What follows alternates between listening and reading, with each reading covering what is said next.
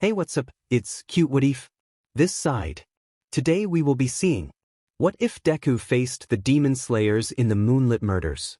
Before we move ahead with the FIC, leave a like and subscribe to the channel for future what ifs like this. It was a popular children's bedtime story in Japan, a tale that had manifested over multiple centuries. It spoke of unnamed creatures that roamed in the shadows of the night, dangerous beings that targeted the weak. These creatures possessed superhuman powers that were nearly incomprehensible to ordinary humans. On the surface, it seemed more like a story meant to frighten children into sleeping. There wasn't a specific narrative, rather, it was a collection of stories woven together to create a grand legend. An organization comprised of thousands of skilled swordsmen existed, but they were still human. Every night, they sacrificed their lives to combat these almost demonic creatures, which continued to grow in number. As the legend went, the odds were stacked against them. How could mere humans defeat beings that seemed godlike? It was as if hundreds fell each day, yet just as many joined the organization immediately after. This silent war had persisted for centuries. Tenko found comfort in the story. He thought the strange creatures were fascinating, but he also felt a strange admiration for the swordsmen. It made him uneasy to think that these people, whom he had grown to resent, were heroes. He held a book titled Drowning in Water in his lap, having read it countless times. It was a reimagining of one of his favorite swordsmen from the legend, though the character was never named, just described as strong, tall, and having long black hair. Tenko almost rolled his eyes at the vague description. He realized he was just a little boy, too invested in his action figures while alone in his room, reading that book. Tenko was not naive. He understood the parallels between the swordsmen and the flesh-eating creatures in the stories. The swordsmen were the heroes, and the creatures were the villains. It mirrored his own world in a painfully similar way, yet he couldn't bring himself to hate the heroic figures. He knew the reason. Whether real or not, the characters in his storybooks were true heroes. They were cool for the sake of being cool, not because they sought to be admired. Flipping through the last pages, he reached the end of the book and sighed, realizing he would never get the full story. His sensei always provided him with reimagined versions, far from the actual documents of the legend preserved over time. A pout formed on his lips. Just when the story was getting interesting, it ended.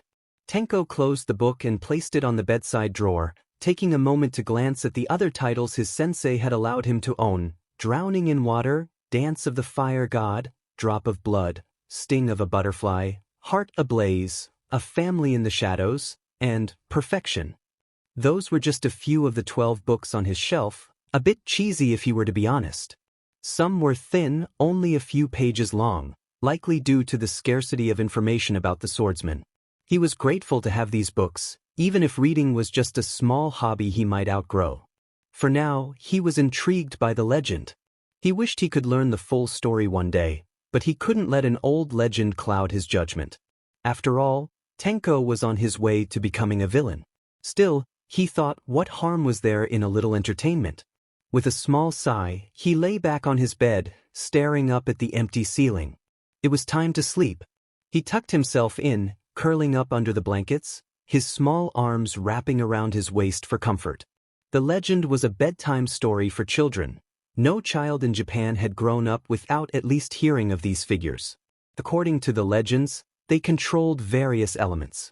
One controlled water, another wind, one more fire, and others controlled sound, mist, and earth. There were also less traditional elements, such as love, insects, reptiles, and blood. Many more existed, each controlling their unique elements, like flora, thunder, beasts, and even the sun and moon. It was this set of 10 elements that had defeated the very man who had started it all, a once human creature of the night, the instigator of the centuries-long silent war. But these swordsmen could not fight alone. This aspect made the story special to children and families alike. It wasn't just about the swordsmen being cool. It was about the entire organization, as childish as that might sound. Every man and woman in that organization mattered. Every blade, every life spared, and every life lost in the final battle held significance. That was the essence of the story. It was not solely about the swordsman or the flesh-eating creatures of the night. Inko giggled as she held a completed book in one hand, gently cradling her son in her lap. The green-haired boy clung to his mother's waist, seeming to enjoy the story more than she did. He whimpered, burying his face into her side, and for a moment, Inko was taken aback. Her hands gently rubbed the top of Izuku's curls as she asked if the story had scared him. With a whimper, Izuku nodded, and Inko sighed with a small frown. She had bought the book in an attempt to cheer him up. It had been a couple of months since they had returned from the doctors, and her son had been deemed quirkless, which had immediately dampened his spirits. Inko thought that reading a story about quirkless superheroes would surely lift his mood. Inko closed the book and set it aside. She lifted Izuku onto her lap, where he cried into her chest as she rubbed his back. She reassured him that the creatures from the story weren't real. Perhaps the story had been a bit too intense. She had hoped he would focus on the swordsman rather than the frightening creatures. Izuku whimpered, expressing his concern. Inko smiled and cupped his cheeks, telling him that there were no more creatures of the night.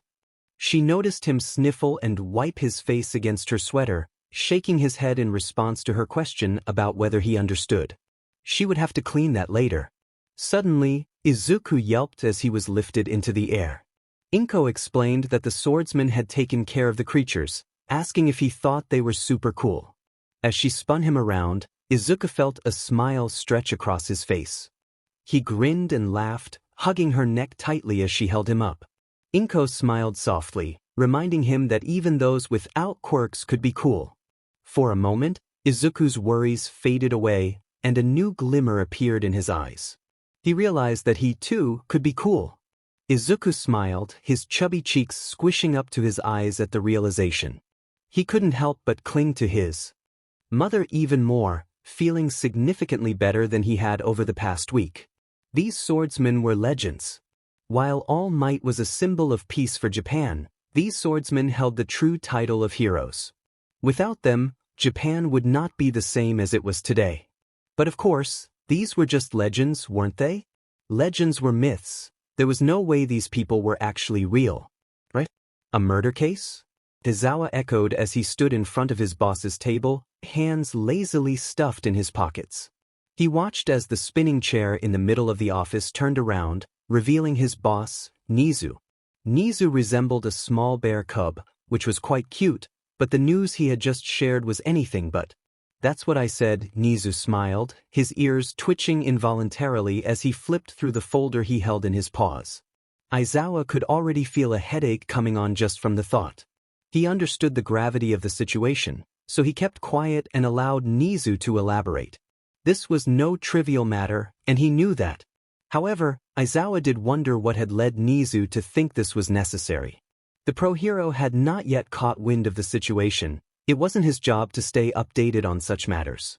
He asked if there were any suspects or details about the victims, wanting to know why he had been called in. The bear-like creature frowned and shook his head. That's the thing, we don't even have one. He laid the folder down on the table, spreading the files out so Aizawa could see them clearly. Instantly, Aizawa felt his stomach drop. The images displayed were unsettling. One picture showed a woman, her face so disfigured it was nearly impossible to identify her.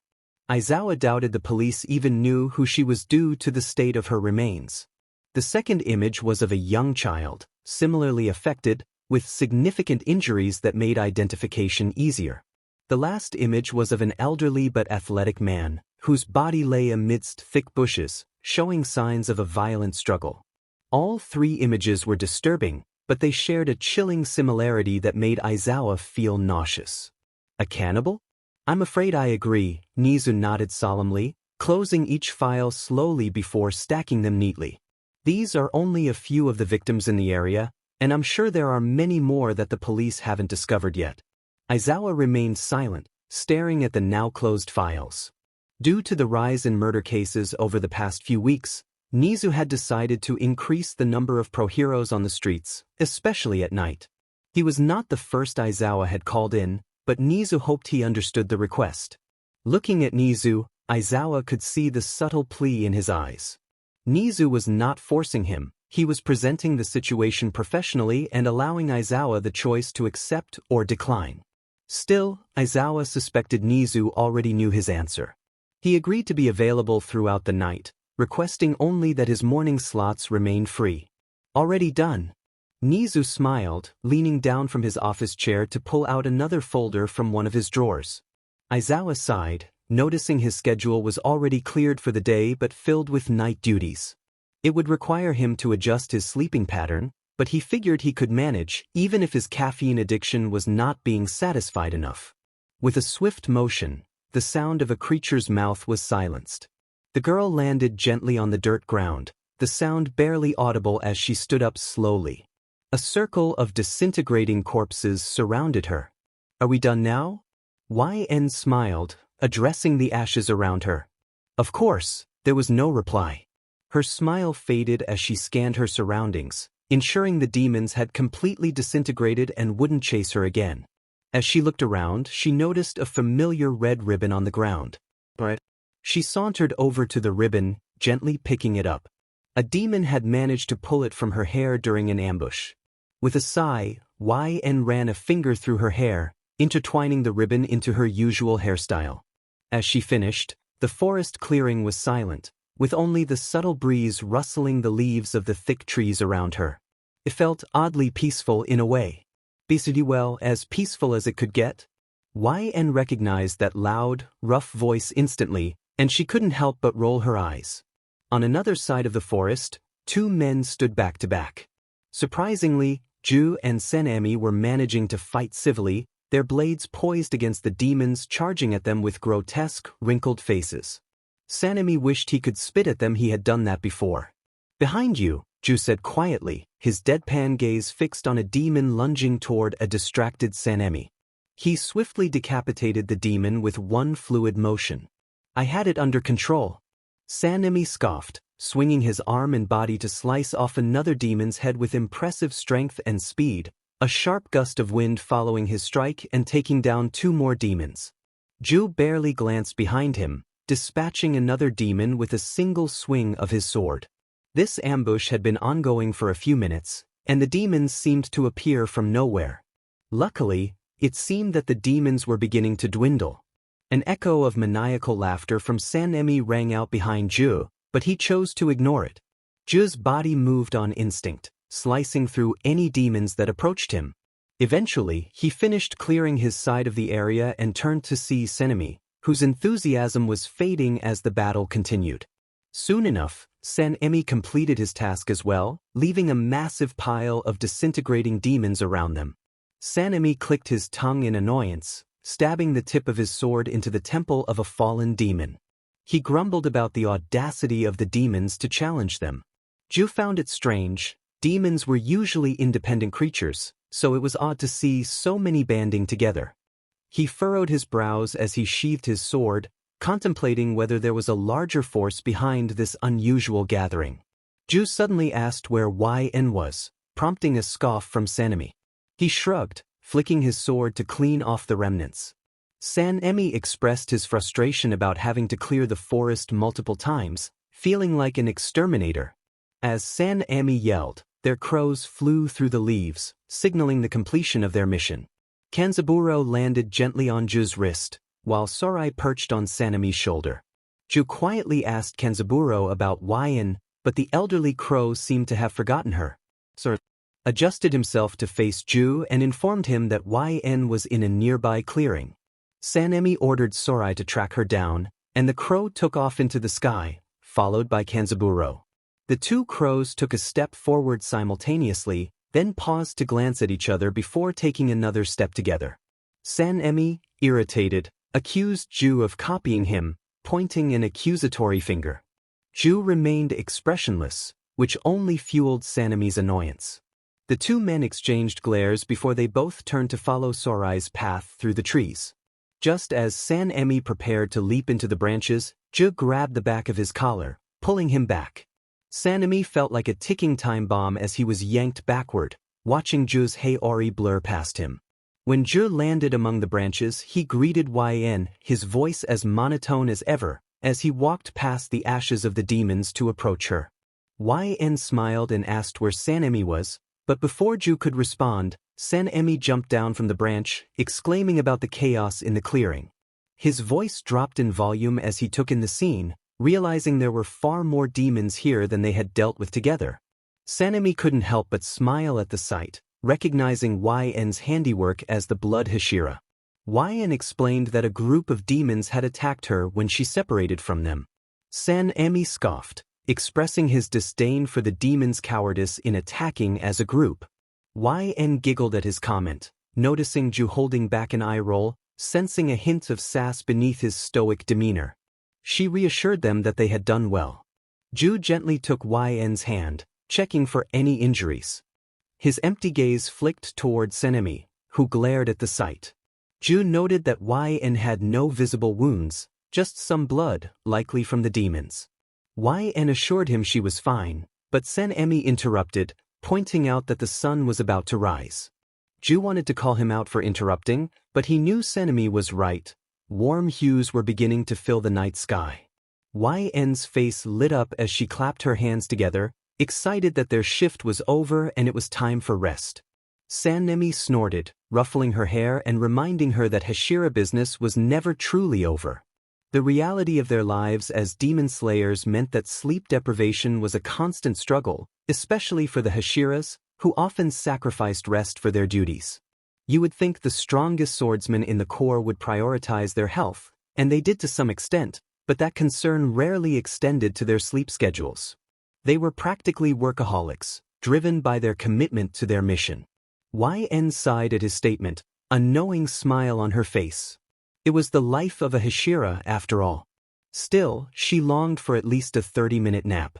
The sun was barely up, and Aizawa sighed as he looked up at the sky. It was too early, and the sunrise lacked its familiar warmth. He shook his head. It was definitely too early. But a pro-hero's job was never done.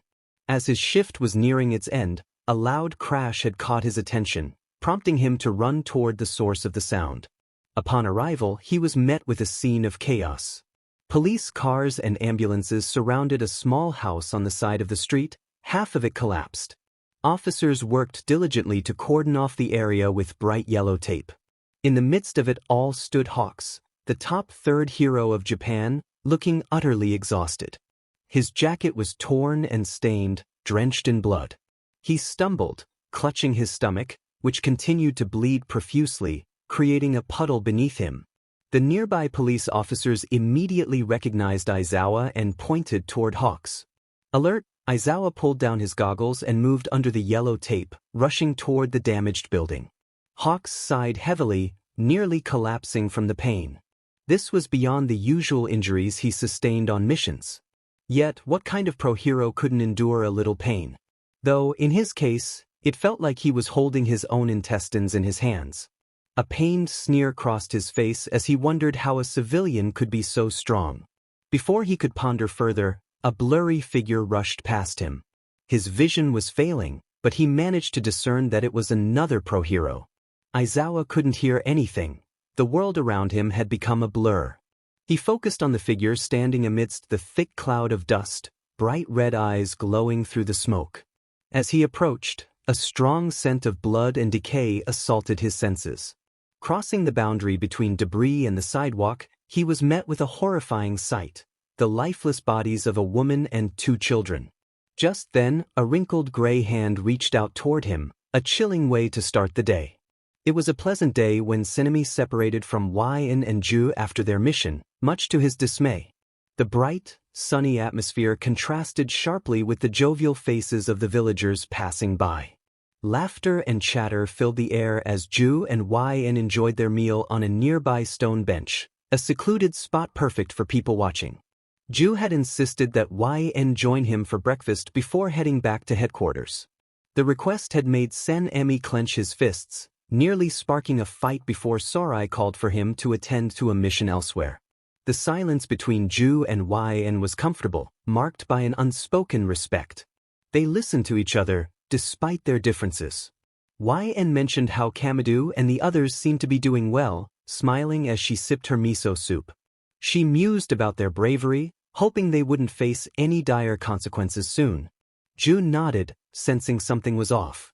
YN often brought up the topic of a normal life, and he was willing to listen if it eased her heart, even if just for a moment. He too wished for a world without demons, where children could simply be children. As the day progressed, YN and Ju followed their crows toward the butterfly mansion.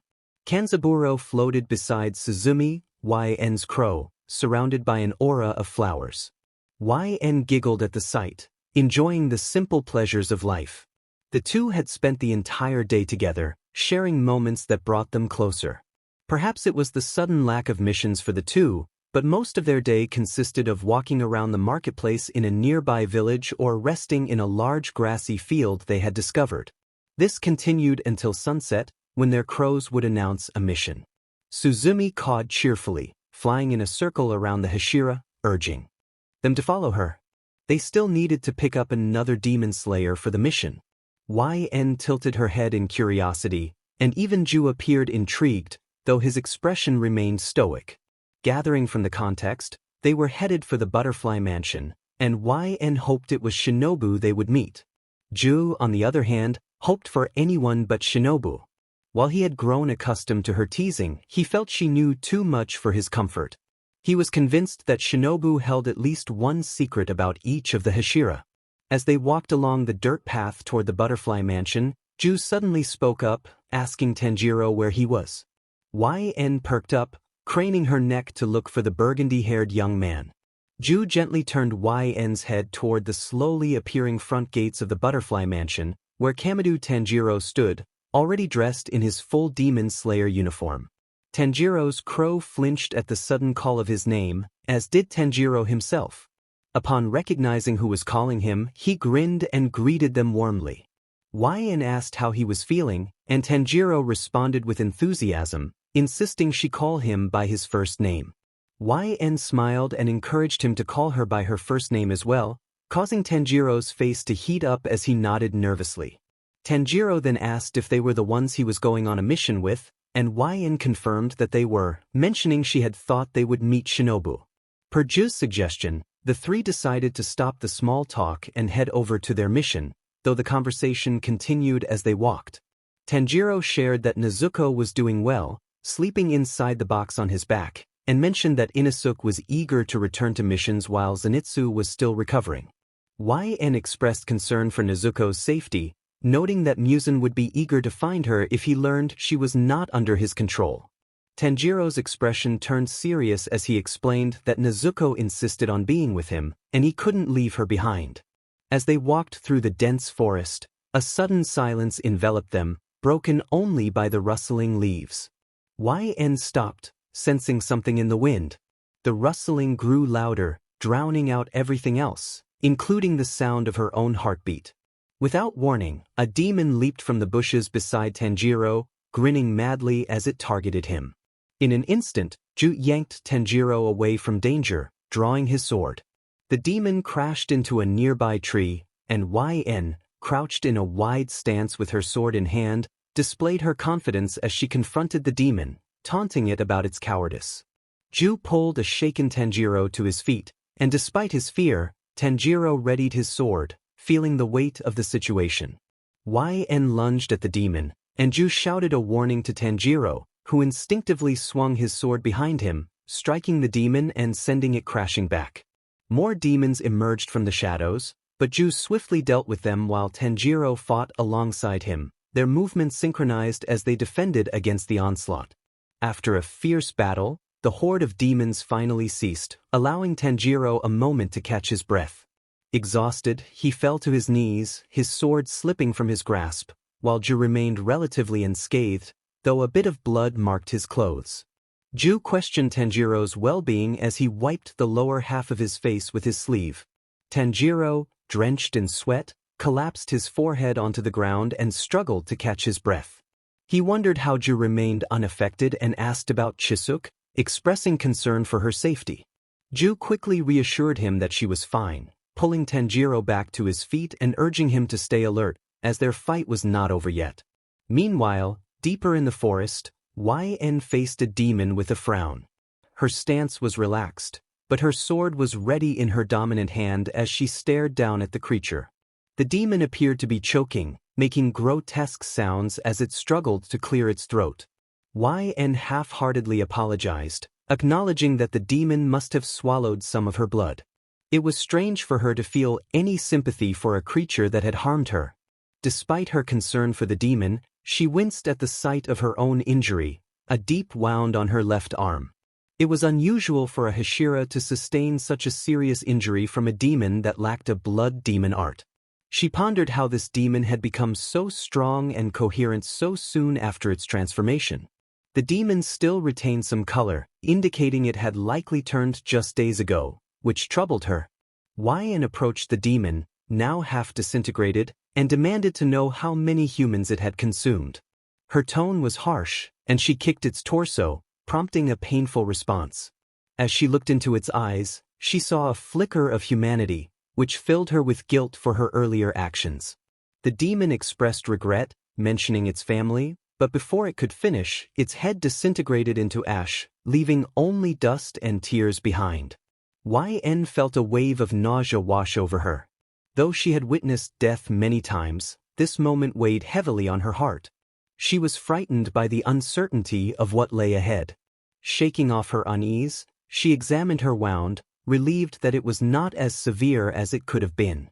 She retrieved a cotton towel from her pocket to clean the blood, but her senses suddenly heightened, alerting her to a presence nearby. YN's heart raced as she scanned the clearing, feeling an overwhelming sensation. It was as if something was circling her. Just then, she sensed a powerful presence behind her, sending chills down her spine. A figure stood tall, taunting her with a playful demeanor. He introduced himself with a bow, expressing his honor at meeting a Hashira. YN felt a cold sweat trickle down her cheek as she assessed the demon before her. He had striking golden eyes that glowed in the moonlight, complemented by his pale blonde hair styled in a messy half-updo. His attire consisted of a white button-up shirt, dark slacks, and a dark haori adorned with golden accents. A pocket watch hung from his belt, and a sword sheath was attached to his side. The demon continued to taunt her, questioning her fear and challenging the reputation of the Hashira.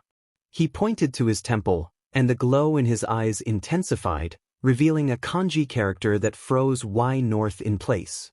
She realized she was facing Upper Moon Zero, a formidable opponent. YN faced the Upper Moon, her heart racing as she prepared for the fight ahead. In a swift motion, she swung her sword, grazing the demon's skin. He stumbled back, surprised, as she managed to slice off his pinky finger. The demon paused, staring at the wound, but it quickly healed before her eyes. YN tightened her grip on the sword, getting into a defensive stance. Her instincts took over, and she glared at the demon, ready to dodge any sudden movements. The demon smirked, a glint of amusement in his eyes. He remarked on her hit, reminiscing about past encounters. YN felt a shiver run down her spine, the moonlight reflecting off her sword as she fought to maintain her composure. She mentally urged herself to focus, reminding herself that this demon was not unlike the others she had faced. The unsettling thoughts began to fade, but her hands still trembled, making it difficult to concentrate. Suddenly, she heard the sound of the Upper Moon slowly unsheathing his sword, his expression unreadable as he stared her down.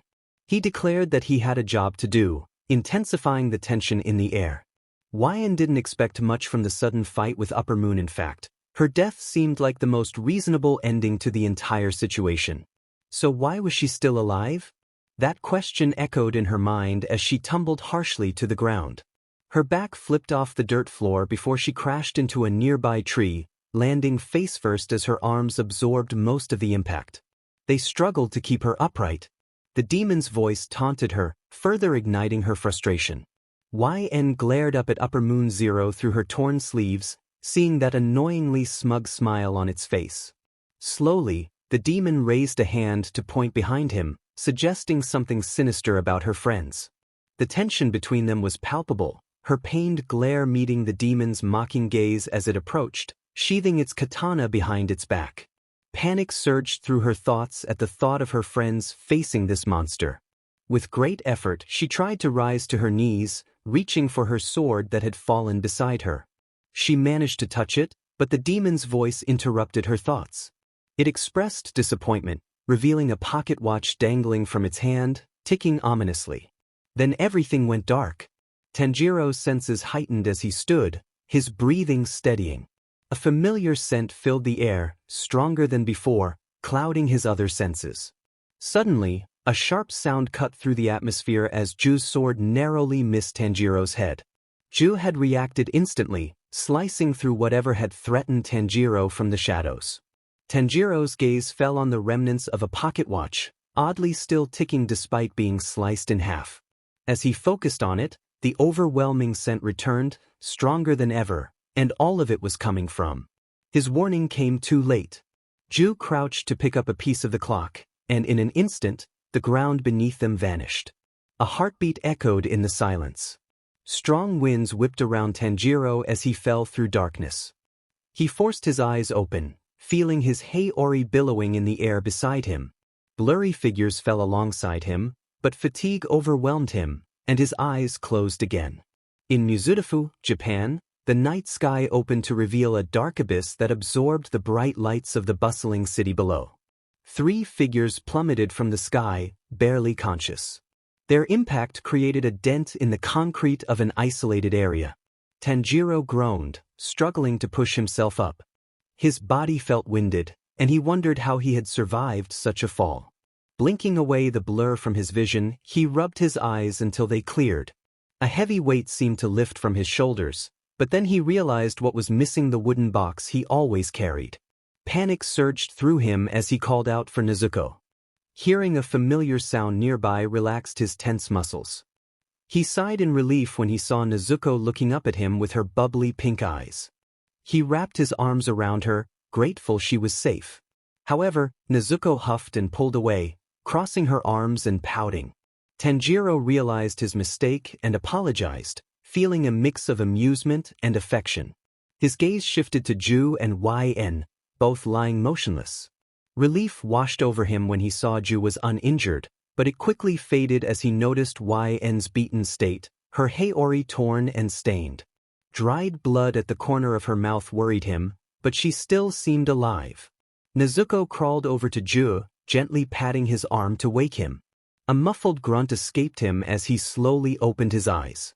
Tanjiro rushed to the water Hashira, filled with joy at seeing him awake. Ju pushed himself up to sit upright, his voice low as he called out for YN. Tanjiro began to respond, but a groan from behind him drew their attention. When YN blinked her eyes open, she was met with Nezuko's bright pink gaze. Nezuko observed YN's breath hitch, and a sharp gasp escaped her as she flinched away from the small demon. Fear filled YN's eyes, her chest heaving from a sudden shortness of breath. Tanjiro had never seen Ju so panicked as he stood up, sensing a strong connection between the two Hashira. Ju quickly moved to YN's side, positioning himself protectively between her and Nezuko. He grasped her wrist with one hand and cupped her cheek with the other, urging her to focus on him. Covering Nezuko from YN's view, he felt her trembling hand beneath his touch. He spoke softly, trying to soothe her. As she heard his voice, YN began to calm down, her eyes meeting his. Tears flowed as Ju pulled her into his chest, allowing her to cry into his shoulder. She managed to express her relief that he was there. Ju reassured her that he had never left. YN wrapped her arms around his neck, forming a tight hug. Ju responded with gentle pats on her back, both he and Tanjiro listening as YN tried to express her thoughts. However, her heightened emotions made it difficult for them to understand her.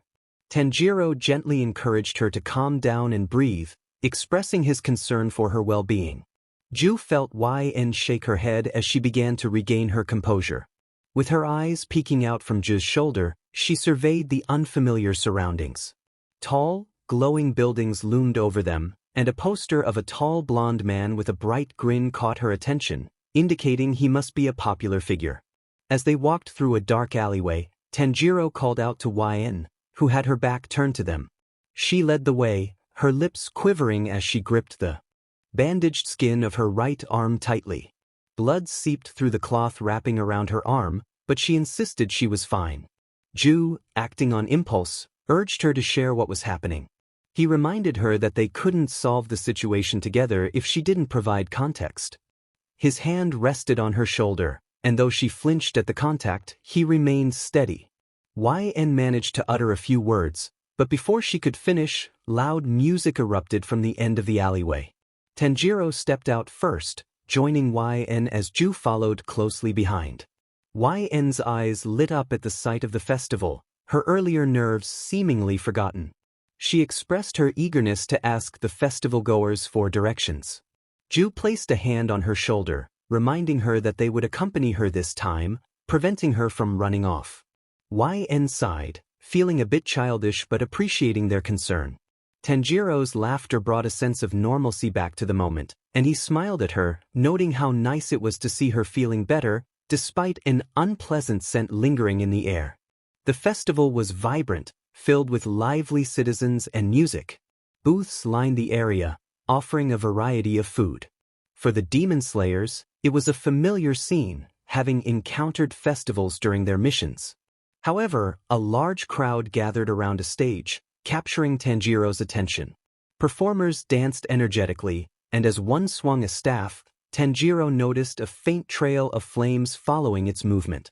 Memories of his father flashed through his mind. Suddenly, a loud crash interrupted the festivities, followed by a chilling screech. The lively atmosphere shifted, and the crowd turned into a stampede. Tanjiro's head whipped around, trying to locate the source of the commotion. A food stall lay in ruins, and in the midst of the wreckage stood a man, appearing dazed. He looked like an ordinary festival-goer, but his bloodied hands and the sight of the fallen food stall runner behind him sent a chill down the spines of the three demon slayers. The man's shallow breathing quickened, and his eyes widened in panic, veins bulging from his head. Tanjiro's heart raced as he recognized the signs. He whispered that the man had been turned, realizing that Muzan had been there. Tanjiro's breath trembled as he spoke, realizing the gravity of the situation. He instinctively clutched the corner of the wooden box where Nezuko lay asleep, questioning if Muzan had been there. Ju clicked his tongue, frustration evident in his glare. He instructed Tanjiro and YN to ensure the safety of the crowd while he prepared to confront the threat. Without hesitation, Tanjiro dashed toward the panicking crowd, his voice ringing out as he guided them away from the danger. YN, however, insisted on staying, her determination matching Ju's. He noticed the bandaged gash on her arm, a reminder of her recent battle with a formidable foe. He urged her to retreat, emphasizing that it was just a single demon, but she was resolute. If the demon was newly turned, there was a chance Muzan could still be nearby, and she refused to leave Ju alone in such a precarious situation. Ju's tone grew firmer as he reassured her that he would be fine, but the intensity of his glare made her hesitate. Finally, she relented, turning away with a scoff, her Heiori billowing behind her as she walked away. Ju advanced, his expression unreadable as he drew his katana.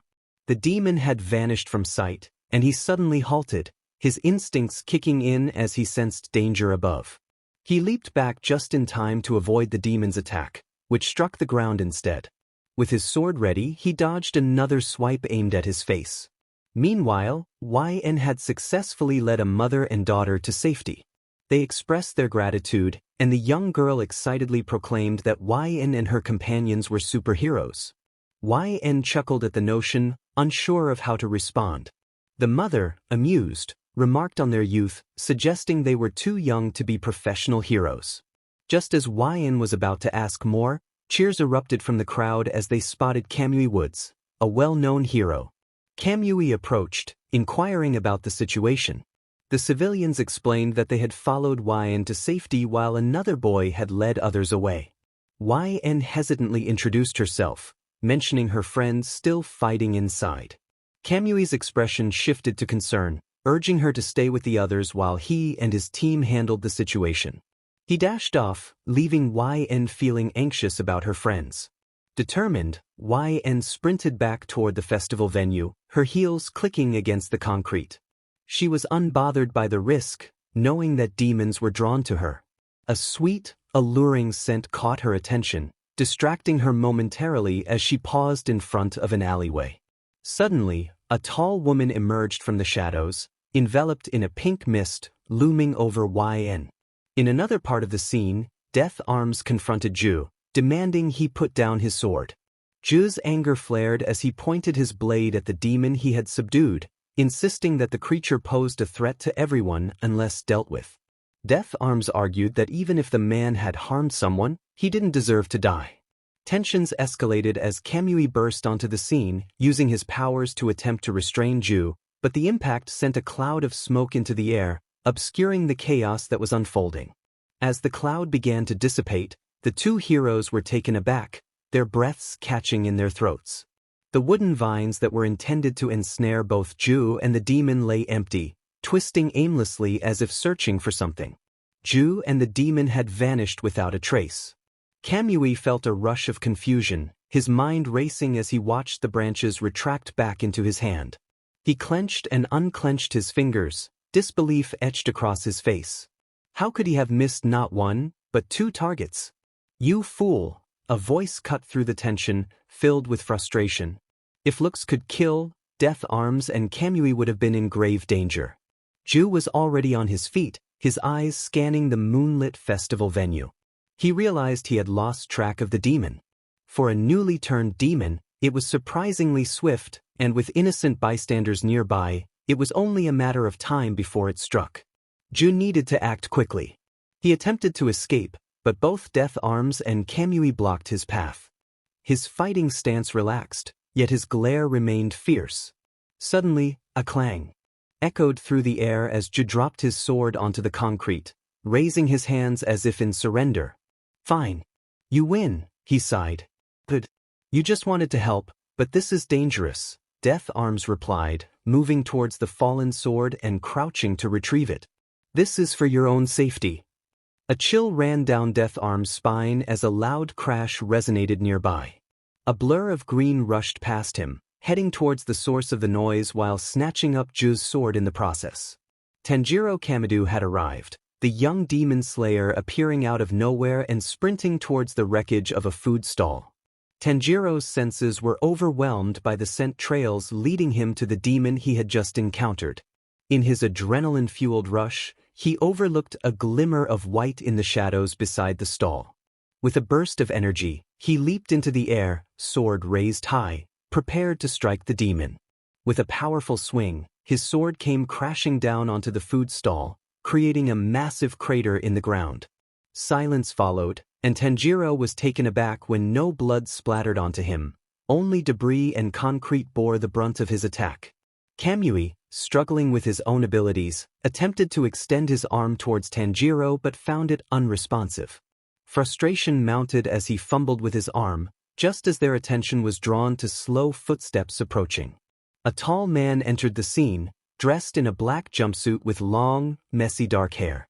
He carried a limp girl over his shoulder, her presence adding a sense of urgency to the situation. "God knows how much this will cost to fix," he muttered, his gaze shifting to Ju and Tanjiro, who recognized the girl immediately. The atmosphere shifted to one of calm, but Ju sensed that this tranquility would be short-lived. "She's one of you, huh?" the man remarked, raising an eyebrow. He kept one hand in his pocket while the other secured YN on his shoulder. "Kamui, Death Arms, you two can return to your patrol. Midnight and I will handle this." After some reluctance, the two heroes left, leaving Ju, Tanjiro, and the mysterious man alone in the festival venue. "I'll make this simple," the man said, blinking slowly. His hair and the bandages around his neck fell limp. "You three can come with us for questioning, or we will take you by force." "Questioning? For what?" Tanjiro stepped closer to Ju, his sword still in hand but lowered. He felt the need to stay vigilant with the demons still at large, especially with YN in the man's care. "It's too open for a conversation here, so just come with us," the man insisted. "Us?" Ju echoed, just as more footsteps approached from behind.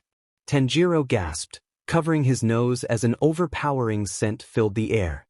Sweet and intoxicating, it made Ju feel drowsy. He noticed Tanjiro's body beginning to sway before collapsing to the ground. Confusion clouded his thoughts as he too succumbed to the overwhelming sensation. A tall woman with choppy black hair emerged, her outfit revealing more than it concealed. She approached the two men, a smirk playing on her lips. "You didn't need to do that, Midnight," the man sighed, pinching the bridge of his nose. They were about to comply without any fuss. "What's the fun in that, Aizawa-kun?" Midnight sang playfully. "It would have been a waste of my time if my only job was to put that villain to sleep. He's already with the police." Aizawa shook his head, crouching down to check on Ju and Tanjiro, both peacefully unconscious. He wasn't a villain. He appeared to be a regular civilian. At least he looked like it.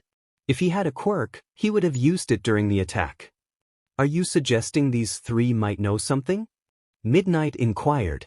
Aizawa remained silent, grabbing Tanjiro by the collar and lifting him onto his shoulder. He began to carry YN as well, dragging Tanjiro along as they moved away from the scene. "Carry the tall one. The sooner we finish this, the sooner I can get some rest." He muttered about Nizu's interference with his schedule, lamenting the lack of sleep he had been getting. As they departed, Tanjiro stirred, struggling to keep his eyes open. Repeatedly blinking to awaken his senses, Tanjiro wondered what had happened in the past few hours. The familiar scent of the cold night breeze was gone, replaced by an artificial odor that filled the room. As his vision returned to normal, he found himself in a bright gray room, seated at a wooden table. Ju's voice startled him, causing him to jump in his seat. He turned his head to see the Hashira sitting beside him. YN, sitting on the other side, asked if he was okay. Tanjiro instinctively smiled at her concern, his body reacting without his conscious thought. He stammered, trying to respond, but his hand moved towards his chest, only to find that his wrists were bound by metal cuffs. Panic surged through him as he looked around the room, his eyes darting between Ju and YN. He called out for his younger sister, Nezuko, his worry evident in his voice. Suddenly, the door clicked open, and a tall, ragged man entered, looking even more tired than before. "Good, you're all awake," he said as he stepped further into the room, followed by another tall man who appeared much cleaner and more professional. This man took a seat directly across from Tanjiro, a soft smile on his face, contrasting with the first man's demeanor. "Good evening. I'm Tsukachi Naomesa, and this is Pro Hero Eraserhead. How are you feeling?" Silence filled the room, prompting Aizawa to sigh at their lack of response. Tsukachi then turned to YN, inquiring about her arm. He had noticed that the cloth previously used for her injury was inadequate, so they had replaced it with a proper bandage. YN blinked in realization, glancing down at her cuffed wrists. The bandage around her arm was now secure, a welcome change from the previous thin cloth. Tanjiro's worry for Nezuko intensified as he asked again where she was. Tsukachi's smile faded slightly as he tilted his head. He asked if Nezuko was the little girl they had found inside the box on Tanjiro's back. Tanjiro confirmed that she was indeed his sister, his anxiety overshadowing any awareness of the odd looks from the two men. Aizawa sighed, clearly annoyed. "She's in our custody for now until we can ensure she's safe. But for the moment, we're focusing on you three." Tsukachi nodded in agreement, apologizing for the HNDCFFS, explaining that they were necessary for everyone's safety. He informed them that they were being questioned due to suspicion of involvement in the Moonlit murder cases. YN expressed disbelief, questioning how they could be related to a murder case. Tsukachi reassured them that they were not being listed as suspects, rather, he believed they could help catch the perpetrator. He pulled out a notepad and pen, stating that while he was against vigilantism, he would allow it this time if it meant preventing further harm to innocent people. Tanjiro frowned, admitting they had never heard of such a case. Tsukachi noted their politeness, realizing they did not fit the typical vigilante mold. Ju remained silent, his stoic demeanor unyielding. Tsukachi asked for their names, ages, and dates of birth. The three complied, unsure of what was expected of them but willing to cooperate to avoid complications. Tanjiro introduced himself, stating he was 15 and his birthday was July. YN followed, giving her name and age, but hesitated on her birth date. Ju, maintaining his stoic expression, introduced himself as well, stating he was 17 with a birthday on February. Tsukachi noted their honesty, but confusion lingered among the three. As the silence stretched, Ju suddenly looked up, his cold gaze meeting Aizawa's tired one. He asked where the demon was, prompting Aizawa to echo the question, feeling a headache coming on. Ju explained that the demon had disappeared just before they arrived and that if it wasn't dealt with, it would harm many others. Aizawa frowned, realizing the implications of Ju's words. Ju's tone was firm as he stated it was their job to deal with such threats. He felt the tension rise, aware that provoking Aizawa could lead to complications given his restraints. Tsukachi asked for clarification on their job, but Tanjiro hesitated, unsure of how to answer. YN took the initiative, explaining that they were demon slayers. This caught the attention of both Tsukachi and Aizawa. She elaborated that while the Japanese government was aware of the Demon Slayer Corps, it did not officially recognize them, yet it funded their leader. Tsukachi expressed his unfamiliarity with the organization, still observing the three demon slayers with curiosity. If it wasn't acknowledged by the government, it was clear that lower-ranking officials wouldn't be informed. Aizawa furrowed his brows, doubting the detective's words. Although he had the ability to discern right from wrong in an instant, the claims made by the three teenagers seemed utterly absurd to him.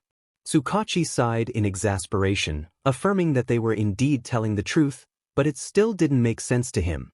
He wondered what demon slayers actually did. Ju interjected, stating that they killed demons. He sat straight in his seat, his expression unreadable. Tsukachi tried to connect the dots, recalling the unconscious man Midnight had brought in. He was not prepared to question three teenagers about a case that had landed on his desk, yet his curiosity was piqued. Ju's expression shifted, his gaze dropping to the floor as if in pain. He described the man as no longer human, transformed into a creature of the night that would do anything to feast on human flesh. Tsukachi fell silent, taken aback by their words. Aizawa seized the moment to interject, referencing the ominous description of the creature. He rummaged through his pockets and pulled out 3 small photographs, laying them out before the cuffed teenagers. He mentioned that more acquaintances were coming for the case and asked what they could say about the victims in the images. One photograph depicted a woman whose face was so mangled it was nearly impossible to identify her. Aizawa doubted the police even knew who she was, given the state of her remains. Another photo showed a young child, half of his face bitten into, suggesting he had been found long after the woman. The police could easily identify him. The last image was of an athletic older man, his body sprawled amidst thick bushes, covered in bite marks. Parts of him were missing, and his bones were visible. Aizawa recalled these images all too well, having seen them weeks ago when Nizu introduced him to the case. The gruesomeness of the scenes haunted him, disrupting his sleep. Tanjiro gasped at the sight of the photographs, while YN appeared uneasy.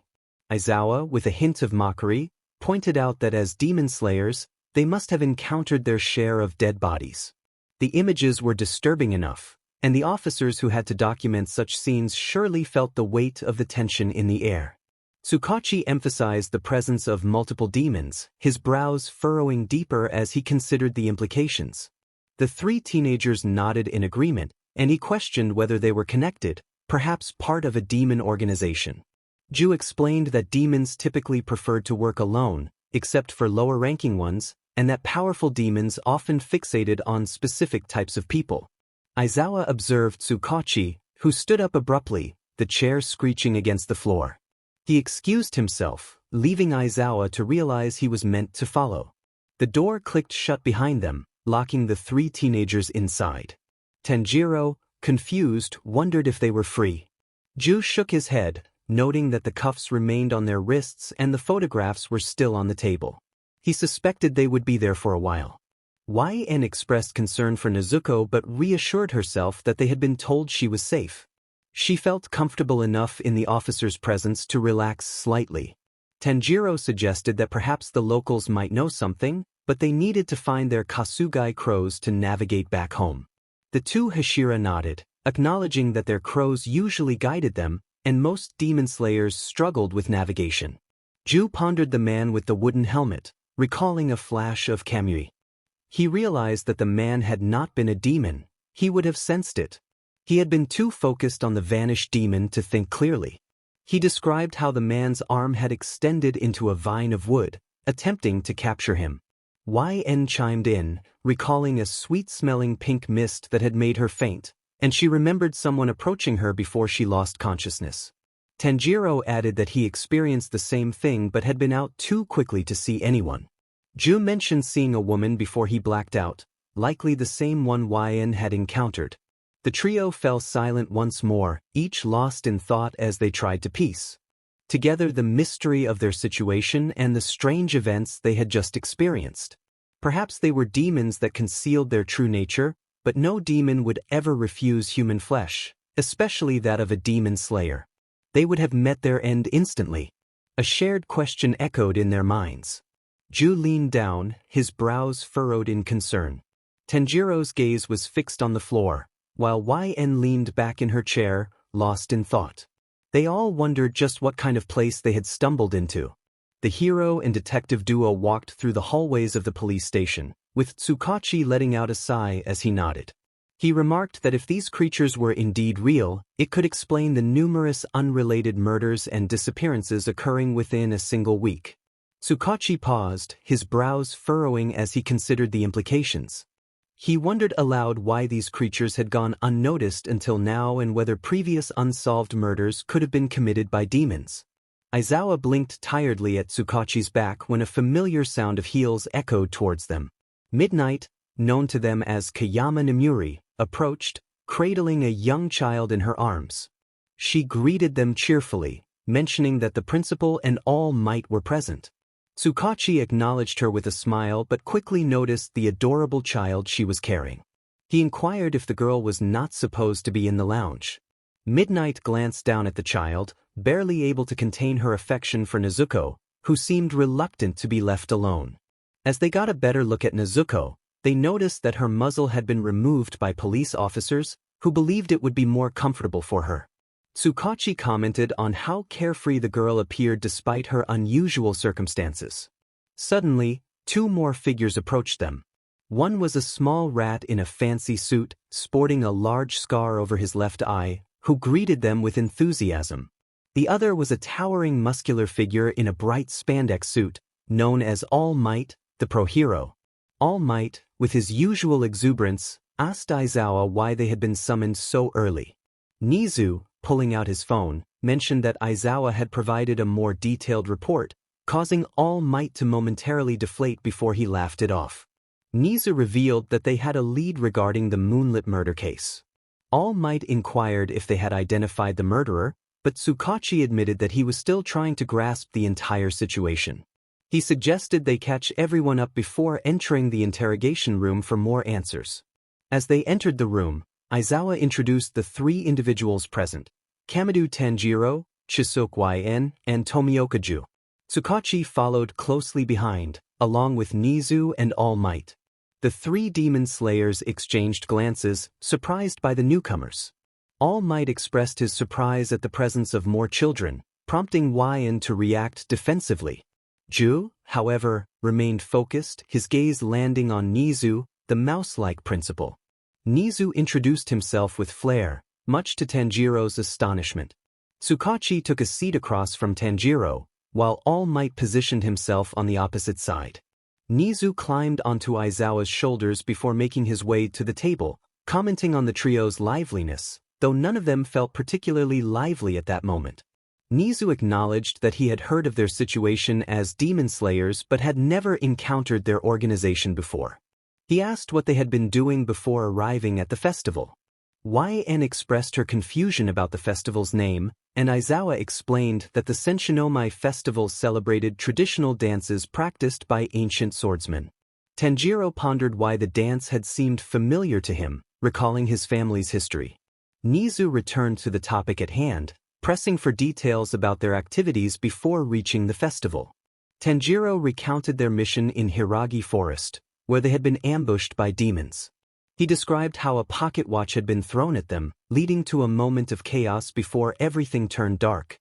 Tanjiro continued to share the events, his determination to uncover the truth evident in his demeanor. Recalling every moment he could remember, albeit a bit foggy, both YN and Ju had vouched for him with the details they remembered when he didn't. As he continued to speak, his story aligned with YN and Ju's accounts. After Tanjiro had explained the entire situation, with some details added by the two, Nizu rested his paw on his chin, nodding along with Tsukachi. The two absorbed the information eagerly, while Aizawa and All Might managed to grasp the basic points, catching up on the rest with relative ease. Nizu hummed thoughtfully, considering the implications of Tanjiro's words. He noted the mention of a battle and a demon throwing a watch, leading to a sudden fall from the sky. It sounded like a transportation quirk. Curious, the three asked what a quirk was, a term they recognized but understood differently. To them, quirks referred to odd behaviors, like Sanemi bouncing his leg when agitated or YN keeping her hands together when unsure. However, the heroes had a completely different definition. Aizawa explained that quirks were superhuman abilities or powers. Tsukachi, who had been taking notes, looked up in surprise, questioning how they didn't know about quirks. YN shook her head, indicating they didn't think they had any. Nizu squinted at the three, first glancing at Ju, then Tanjiro, and finally YN. He inquired about their birth years. Ju interrupted, noting that they had already provided their ages. Nizu explained he was merely confirming a hypothesis. The three exchanged glances before responding that they were born in 1897, and the revelation puzzled the heroes, as the math didn't seem to add up. When they clarified the years, the three men behind Nizu gasped audibly. Nizu cheered, clapping his paws with excitement, declaring they had cracked the case. He stood up, still needing to support himself, and approached Tanjiro. He explained that they were not in a different place but rather in a different time. While the three had been born in the Meiji era, it was currently 21XX. If they were in a different place, communication would be difficult since Japanese was uncommon elsewhere. YN gasped silently, while Ju's usual poker face broke into surprise, and Tanjiro's eyes widened in disbelief. If the heroes struggled to accept the existence of demons, it was remarkable how well the three were processing this sudden information. Nizu anticipated some emotional reactions, but if they were truly quirkless humans battling such inhumane forces, it was a testament to their resilience. Nizu was eager to uncover revolutionary information right before his eyes. Ju, feeling a mix of impatience and fatigue, asked how they could return. Nizu, brimming with enthusiasm, insisted he wasn't finished yet, which made both YN and Tanjiro uneasy, while Ju remained unimpressed. He continued discussing the Moonlit murder case, the first official murder documented just a week prior. After the initial body was discovered, more victims appeared rapidly, making it seem impossible for a single person to commit such acts in a week. This case had gained notoriety across Japan, and as far as Nizu knew, no similar incidents had been reported in other nations. Just when they needed assistance, three teenagers appeared, suggesting the existence of demons to the pro-heroes. Nizu, amused by the intense focus of the three demon slayers, posed a question. Who was to say they hadn't brought the demons into this time PRD? YN narrowed her eyes at Nizu, questioning whether he was implying they had led the demons to a time where people were unprepared to handle them. All Might, slightly offended, reiterated that he was the symbol of peace and should be capable of facing any threat, ancient or modern. Nizu clarified that he meant if they returned, would the demons remain? He expressed concern that the methods to eradicate these demons might have been lost to history. Ju, with a soft glare, asked what Nizu was suggesting. Nizu's smile widened as he indicated that they might need to stay until they could stop the demons, whether through peaceful means or force. YN raised an eyebrow, questioning the implications of such a request. Tanjiro turned his attention to YN and Ju, expressing concern for their comrades who believed they had perished on their mission. YN bit her lip, frowning deeply, acknowledging the truth in Tanjiro's words. They couldn't abandon those who depended on them. Ju argued that they were only three, and the Japan they knew was no longer the same. He questioned how much help they could provide when even thousands of demon slayers had struggled against the demons in their time. Aizawa contemplated the situation silently, recalling that they had ultimately triumphed over the demons. If they had been dormant for centuries, perhaps they had won, only to return due to a disruption in the timeline. Tanjiro hesitated, feeling torn. He expressed his willingness to save people from losing their loved ones but also feared the pain his friends would feel if they thought he was dead. Silence fell among the three as they contemplated their decision, each lost in thought about the path ahead. They raised their heads, making eye contact with each other before glancing at Nizu, who sat patiently in front of them. Nizu asked with a sweet smile if they had made a decision. The three nodded in agreement, indicating they would stay. Nizu began to express his delight, but YN interrupted him. She stated that they would handle the demon problem, and in return, Nizu would find a way for them to return home. Nizu absorbed this information and reached out a hand to shake with YN, asking if they had a deal. YN's pale pink eyes narrowed in suspicion at his paw, but she eventually nodded in agreement. Nizu then realized that YN was still cuffed, which caught him off guard. In a quiet room, the only sound was the swift scratching of a quill in Kagaya's hand. Despite his usual serene smile, a small frown formed on his face. Though blind, he knew the parchment on his desk contained yet another will from a demon slayer. Signing his name at the bottom, he felt the weight of another life lost. This process was all too familiar for the young leader of the Demon Slayer Corps. Many of the Slayers had little family left to return to, but some still had loved ones waiting for them.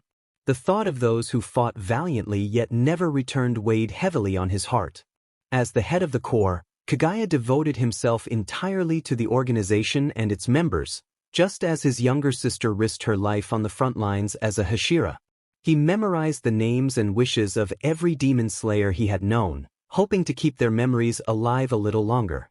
He signed multiple wills each day, entrusted by the slayers to convey their last words and sentiments to their families. Though mentally exhausting, he had grown accustomed to the routine. With a sigh, he murmured the name of the latest slayer, wishing them peace and good fortune for their family. Suddenly, a strong gust of wind blew the curtains into the room, ruffling Kagaya's thin hair, yet he remained unfazed.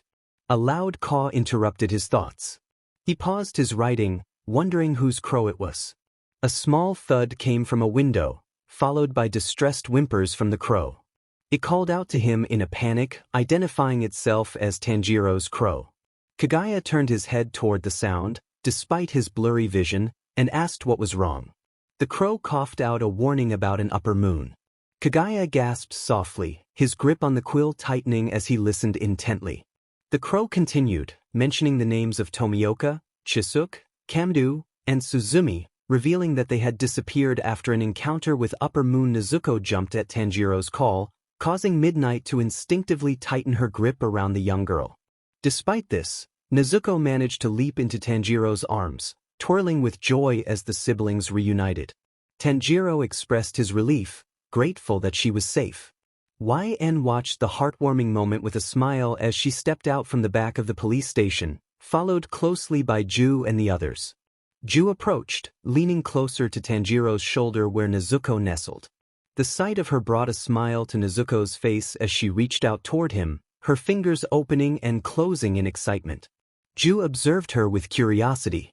YN playfully nudged Ju, suggesting that Nezuko wanted him to carry her. Ju sighed, while All Might squinted, questioning why Nezuko would need a muzzle. Nezuko turned to All Might, blinking before pulling at her cheeks to reveal her sharp fangs.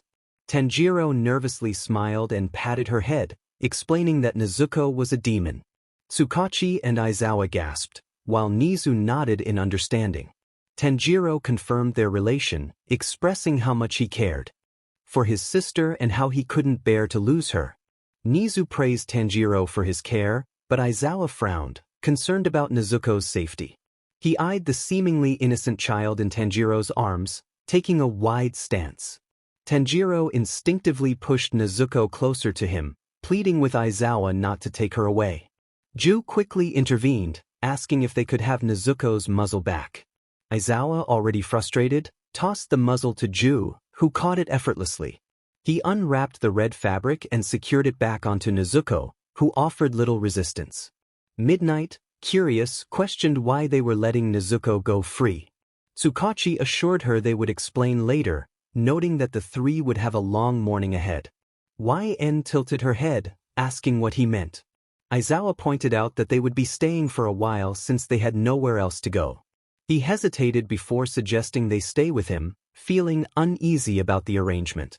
YN nervously smiled, fiddling with her Haori, unsure if it was appropriate since they had caused chaos in this timeline. Nizu insisted that it was a good reason to offer them a place to stay while he figured out how to return them home.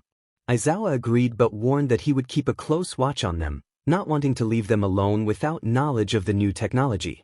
Tanjiro nodded, oblivious to the tension, and expressed gratitude to Aizawa, promising to behave. Midnight checked the time, realizing how much had passed and suggesting they should get some rest to avoid exhaustion. Aizawa grumbled about his lack of sleep, blaming Nizu for putting him on patrol. Nizu defended his choice, stating that Aizawa was perfect for the job due to his expertise in underground cases. Aizawa raised an eyebrow but accepted that having the 3 demon slayers would lighten his workload. He led them to his car, tiredly gesturing for them to follow. As they reached the dark parking lot, Tanjiro and YN marveled at the vehicle, while Nezuko stared wide-eyed in YN's arms. Ju observed the tall buildings surrounding the station, contemplating the potential hiding spots for demons. Aizawa, impatient, urged them to get in the car. Tanjiro hesitated, unsure of how to handle the delicate door. Aizawa sighed and demonstrated how to open it. With shaky hands, Tanjiro finally pulled the handle, and the door clicked open. Revealing the sleek black car interior, Tanjiro was immediately struck by a strong, unpleasant scent. He gasped and quickly covered his nose with his hands, feeling overwhelmed. The scent was making his head hurt. Aizawa, sitting in the front seat, acknowledged the smell. He had experienced the same discomfort when he first entered the car. He reassured Tanjiro that the scent would fade soon. Tanjiro, feeling queasy, was pulled into the back of the car alongside YN and Ju. The 2 males took the window seats while YN was nestled in the middle, the small demon resting her head in YN's lap, fighting to stay awake. Suddenly, the car roared to life, causing the demon slayers to jump at the unexpected noise. Aizawa sighed, explaining that he was simply starting the engine. He rummaged through the compartments and handed Tanjiro a plastic bag, cautioning him that if he felt motion sickness, the scent of the car would only make it worse. Tanjiro accepted the bag with trembling hands, already feeling unwell. As the car began to move, Aizawa drove out of the police station's parking lot and onto the empty road. The sun was set to rise in a few hours, leaving the streets quiet. However, in the bustling city of Musutafu, a few cars could be seen sporadically, and some apartment lights were still on. YN, resting her chin on Ju's shoulder, wondered why people were still awake at this hour. Tanjiro, tiredly rubbing his eyes, joked about their own late-night activities. Aizawa, barely glancing away from the road, speculated about insomnia, assuming that the experiences of demon slayers would keep them awake at night. Ju shook his head, explaining that demons could not venture out in the sunlight, and that demon slayers, especially the Hashiras, rarely got enough sleep due to their busy nights. YN chimed in, recalling that she couldn't remember the last time they had a good night's sleep. She explained the ranks within the Demon Slayer Corps, showing 10 fingers to represent the hierarchy, with Tanjiro at the lowest rank and herself and Ju as Hashiras at the top. She noted that while every Demon Slayer had their own challenges, Hashiras faced even greater dangers. Aizawa paused, pondering their words. He muttered to himself, questioning if these 3 were truly their only hope. The trio heard him but chose not to respond. Aizawa then asked about the demon from the festival. Ju confirmed that they had reported their findings to the Hero Public Safety Commission, who had surprisingly responded quickly this time. The demon was being transported to a secure holding cell, far from people, and Aizawa expressed confidence that the demon would eventually return to his family once they found a way to revert him and others back to normal. Tanjiro, frowning, expressed sympathy for the man and his family. Aizawa waved his hand dismissively, assuring Tanjiro that the man would be fine. However, the sudden silence from the trio caught Aizawa's attention. He tightened his grip on the steering wheel, seeking reassurance that there was indeed a way to turn the demons back. YN, with a weary expression, responded that there was no way to revert them. She explained that the only solution to the crisis was to eliminate the demons. Aizawa glanced at the trio through the rearview mirror, noticing the mix of emotions on their faces. Ju remained stoic, YN looked more exhausted than before, and Tanjiro appeared increasingly uncomfortable with the conversation. It struck Aizawa that they were still young, yet they spoke about taking lives as if it were a simple task. He wondered what kind of hardships they had endured and what horrors they had faced to save the world. As the car pulled up in front of a large apartment complex and backed into an empty parking spot, the three stared in awe at the impressive building. They had seen large structures before, but this one was particularly striking, and the modern architecture made them feel out of place.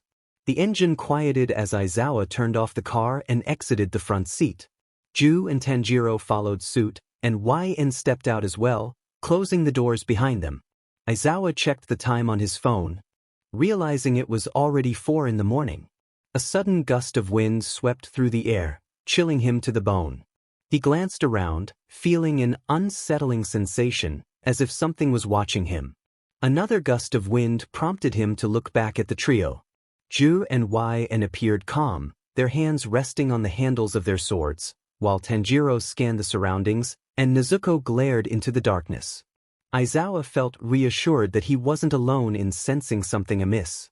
He asked the group what was wrong. Tanjiro was trying to get answers from the three, attempting to decipher the cause of the shiver down his spine.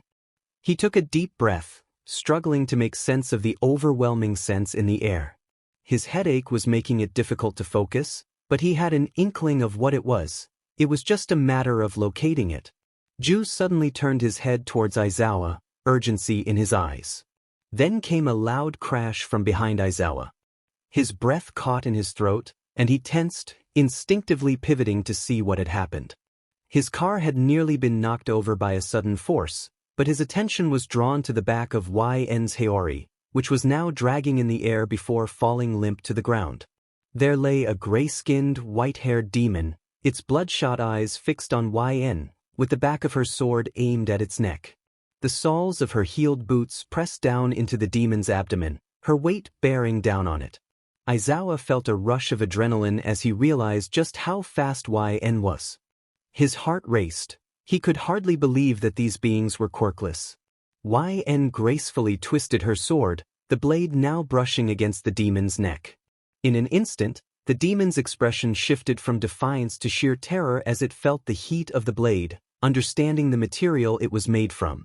"Please don't kill me. I beg you," the demon pleaded, desperation evident in its voice. Aizawa snapped out of his daze, his eyes widening as he instinctively raised his voice. "Wait just a don't." In a swift motion, YN swung her sword, and the demon's head fell away, its pleas cut short as the body began to disintegrate into ash. The remnants were swept away as YN stepped off the demon, flicking her blood-red sword to remove the crimson stains. "Why would you kill him?" Aizawa exclaimed, disbelief in his tone. YN turned her head slightly, looking over her shoulder at Aizawa without annoyance or coldness. "The demon was about to kill you. If I hadn't acted, you would have been dead. Didn't we tell you?" she added innocently. Aizawa recalled their earlier conversation vividly. Yet, witnessing the demon plead for its life stirred a sense of sympathy within him. As a pro-hero, he had been taught that no matter how malevolent a villain might be, it was his duty to keep them alive. Taking a life was something a villain would do, and even if justified, he would carry the weight of that choice for the rest of his life. In that moment, Aizawa realized something profound as he stared at the kanji on the back of YN's uniform, which peeked out from her Haori. It read, "Annihilate." Had the world always been this cruel? He pondered. Aizawa struggled to sleep that night, the pleading of the demon echoing in his mind as he turned restlessly. When morning came, he awoke feeling even more exhausted than usual. He dragged himself out of bed, forcing himself to prepare for the day. As always, he felt a strong reluctance to do anything. He groaned, both aloud and internally, as he changed into his hero uniform, a loose black shirt and matching pants. Reaching for his goggles on the bedside table, he settled them around his neck and layered his bandage scarf over it. His gaze fell on the calendar beside his door, where continuous marks indicated the passing days, including last night, and a circle highlighted an upcoming date. He sighed in dismay, questioning why this had to happen just a week before the semester began. Opening the door to his bedroom, he made his way downstairs and found 3 futons in the living room. 2 were unoccupied, while the third held someone sleeping soundly, most likely Nezuko, her pink bow peeking out from under the blanket. His curiosity was soon answered when he spotted Ju at the dining table, deeply focused on a book, his finger curled thoughtfully under his chin. Aizawa dismissed Ju and turned his attention to the kitchen, where a wave of concern washed over him. He heard voices, one asking if they were using the stove correctly, while another expressed doubt about its complexity. Aizawa raised his voice, startling Ju, who flinched at the sound. Tanjiro and YN turned toward him, surprise evident on their faces. Tanjiro greeted him nervously, while YN's cheeks flushed with embarrassment as she looked away, fiddling with her hands. They explained their intentions to make breakfast as a thank you. Aizawa blinked, then sighed, running a hand through his hair. It was too early for this. He reminded them that the stove was dangerous and that technology had evolved for a reason. If they wanted to cook, they should call him, as mishaps could lead to serious consequences. Tanjiro gasped at the thought of an explosion, while YN managed a small smile beside him. They agreed to be careful, and Aizawa moved toward the stove, noticing that they had at least placed a pan correctly over the grate.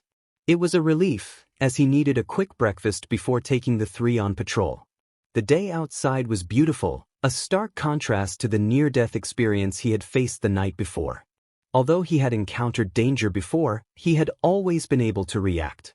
Suddenly, he felt a pair of curious eyes on him. Looking down, he saw Nezuko, a small toddler, blinking up at the stove. He gently urged her to return to her brother. Turning back, he found the table already filled with the 3. YN was trying to reach for the book from Ju, who stubbornly turned away to keep it to himself. Tanjiro reached out for Nezuko, who was running toward him. YN pouted, asking Ju to show her the book, but he insisted he was trying to read it. Tanjiro, focused on the cover, noted that the characters seemed unfamiliar. Aizawa placed plates on the table, reminding them that the book was in English, a language not widely taught in their time. He encouraged them to eat as they would be heading out soon. With the context provided to the 3 demon slayers the previous night, many of their questions had been answered, albeit with the vague explanation of, "It's the future, deal with it." What initially seemed like a simple stroll through Musutafu turned into a more serious outing as Aizawa led them through a dark alleyway. Tanjiro, feeling uneasy, asked where they were going. YN, hands on her hips, questioned if Aizawa intended to attack them since they had left their weapons behind. Aizawa reassured them that he wouldn't stand a chance against them and explained that they were heading to UA to meet Nizu. As they walked, YN asked about the purpose of the patrol.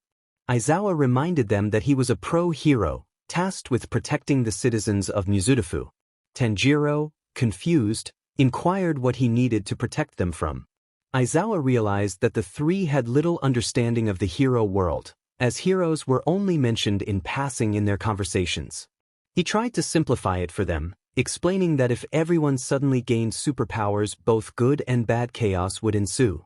Tanjiro responded, struggling to comprehend the implications. Ju wondered why this topic was being brought up now. Why couldn't he just be straightforward? The explanation was given about the role of heroes, those who used their powers to protect the innocent from those who misused them. They were referred to as pro-heroes, while the opposite side was labeled as villains. Ju furrowed his brows and crossed his arms, pondering the information. He asked if the powers mentioned were the same as those displayed by the individuals they had encountered the previous night. The response confirmed that those powers were indeed called quirks, with 80% of the population possessing unique abilities. Ju inquired about the remaining 20%. The answer revealed that they were quirkless, a minority often discriminated against and regarded as weak. Aizawa reflected on this, considering the potential impact of the 3 individuals before him. If their existence became known, it might inspire confidence among the quirkless population in Japan. It was a thought that held promise. Aizawa announced their arrival as they turned a corner, revealing a large building in the heart of Musutafu. It had been a few streets since they exited the back alleys, and the sight before them was breathtaking. Tanjiro and YN exchanged excited glances, their eyes sparkling with wonder at the reflective glass structure, which consisted of 4 interconnected buildings linked by tunnel bridges. YN bounced on her heels as Aizawa led them along the concrete path toward the entrance. Tanjiro marveled at the sight, his breath catching in his throat. Aizawa, observing their awe, explained that this was UA, a school dedicated to training aspiring pro-heroes.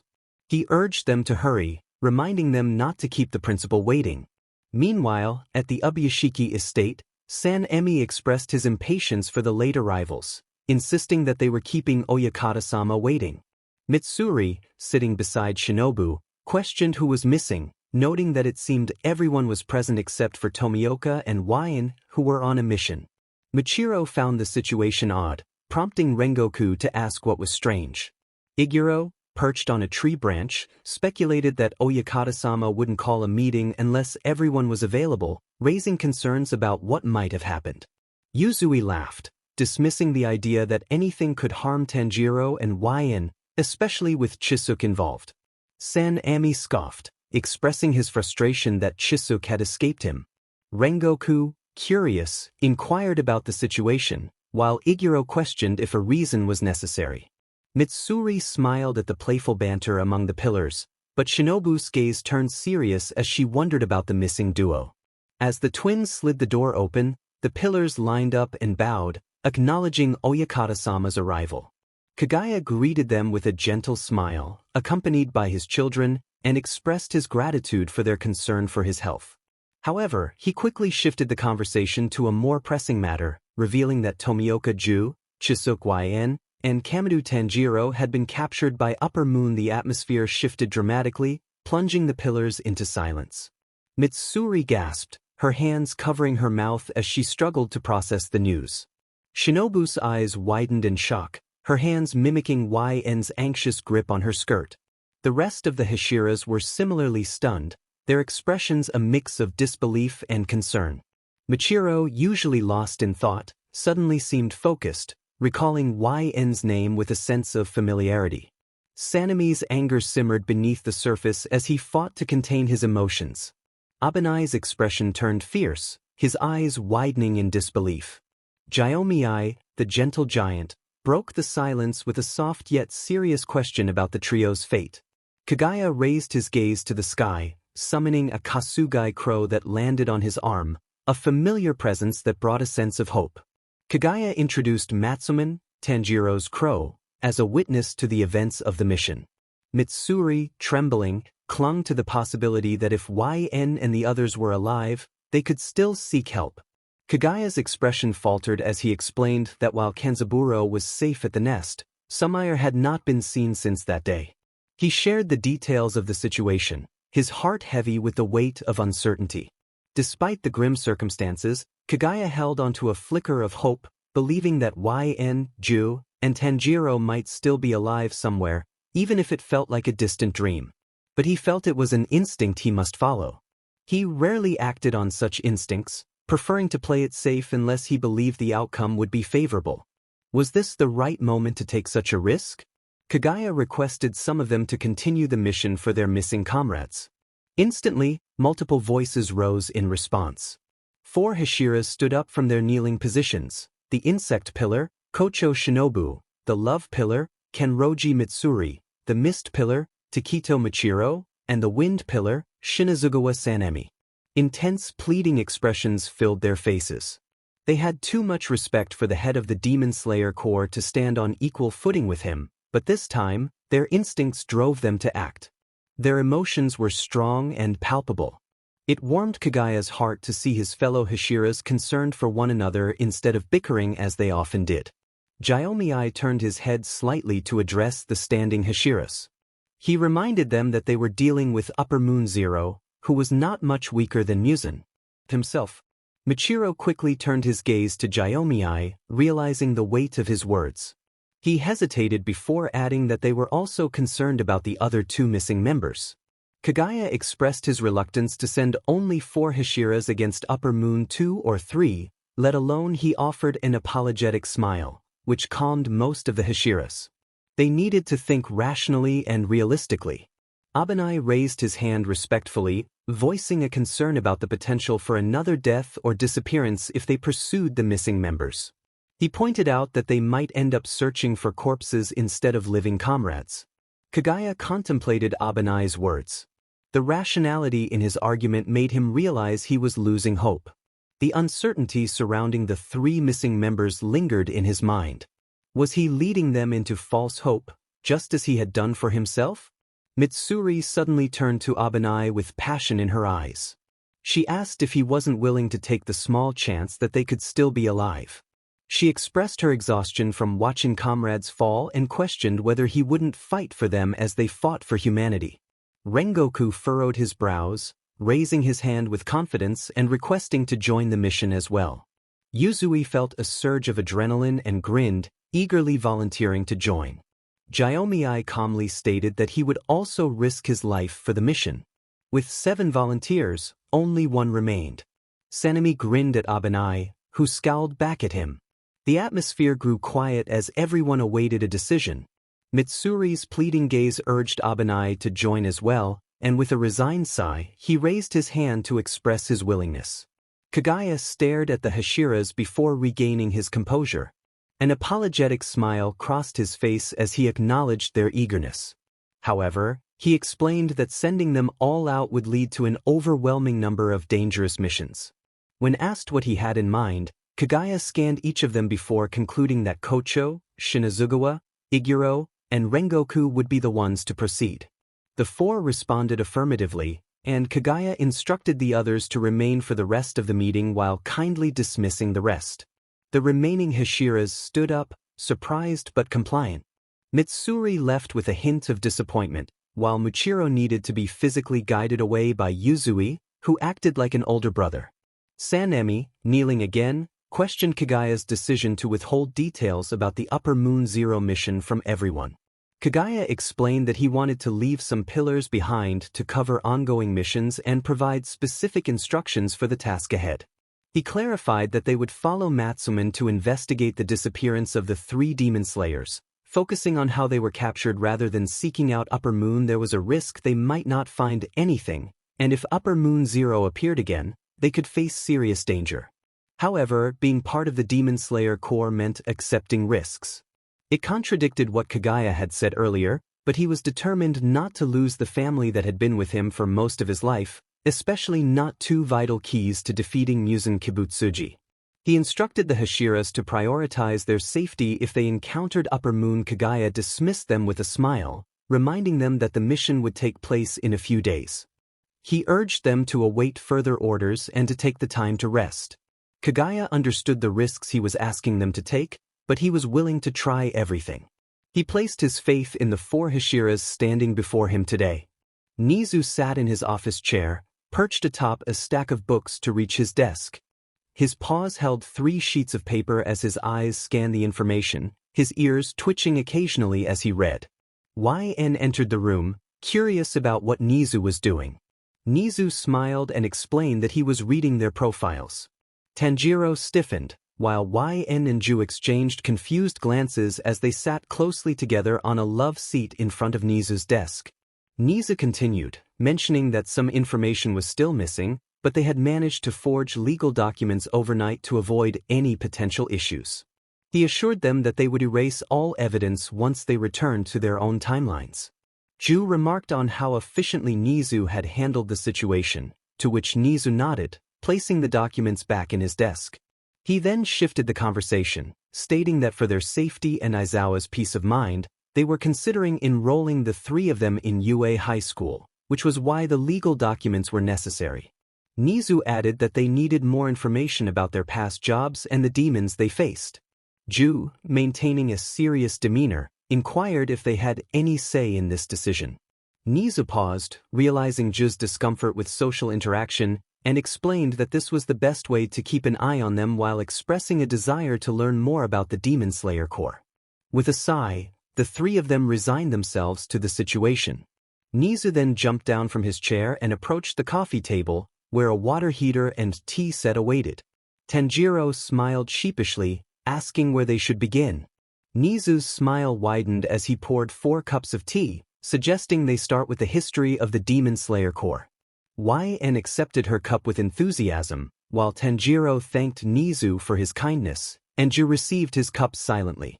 YN explained that they were just 3 of many Demon Slayers working for the Demon Slayer Corps, which had been established centuries before their time.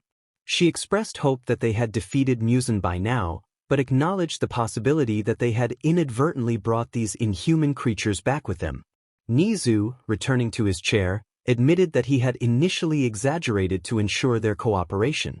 He revealed that the Moonlit murder case had been ongoing for 2 weeks, with no signs of other demon slayers in the area, suggesting that the demons had brought them to this time.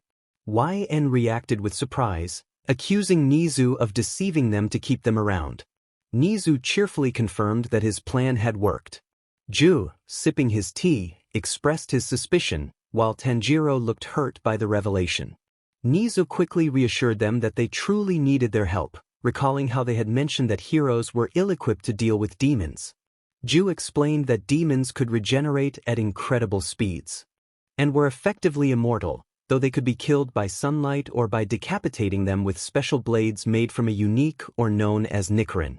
Nizu listened intently, fascinated by the information. He inquired further about the demons, asking if they were all of one race and what abilities they possessed. YN informed him that the most powerful demon was Muzan Kibutsuji, the progenitor of all demons, and that they didn't concern themselves with how he became one. Tanjiro added that demons had abilities called blood demon arts, which were akin to quirks but more flexible and without limitations, depending on the demon's development of their powers. Nizu absorbed this information with growing curiosity, eager to learn more. He then asked how the demon slayers fought back against these formidable foes. YN mentioned that they had already shared their techniques with Aizawa, but Nizu insisted on hearing it directly from them. She began to explain that every demon slayer utilized a main technique, setting the stage for a deeper understanding of their battle strategies. YN explained the concept of breathing techniques as she placed her teacup down on the table. These techniques varied among each demon slayer, with each one capitalizing on the user's strengths and compatibility with that particular style.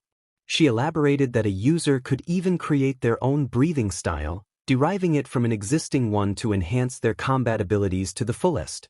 Nizu listened intently, his mind racing with thoughts about how demons had become a reality in ancient times. The idea that ordinary humans had once fought against immortal beings, and that those beings had returned, sent shivers down his spine. It was astonishing to think that people without any supernatural abilities could push themselves to such limits. YN continued, mentioning the Hashiras, or pillars, who were the strongest swordsmen and women in the Demon Slayer Corps. She pointed out Tomioka Ju, the water Hashira, who was renowned for his water-breathing technique. Ju, however, remained silent, sipping his tea without reacting to her words. Then, Ju shifted the focus back to YN, revealing that she was the Blood Hashira, a title she had earned through her own unique breathing technique. Nizu tilted his head, recalling that YN had mentioned that she and her companions were Hashiras. Tanjiro stiffened at the mention of their titles, awkwardly laughing as he downplayed his own abilities. He expressed that he didn't feel he could compare to Ju or Chisuk, still identifying as a Mizuno. YN nudged him gently, encouraging him to recognize his own strength, while Ju nodded in agreement, reminding Tanjiro of his close call with Lower Moon 5.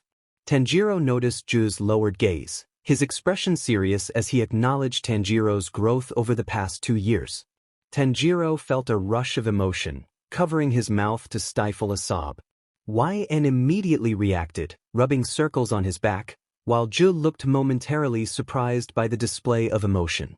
Nizu chuckled at the sudden shift in atmosphere, noting the closeness among the three. YN reflected on the loneliness that often accompanied their line of work, sharing that many demon slayers would fight fiercely for those they cared about.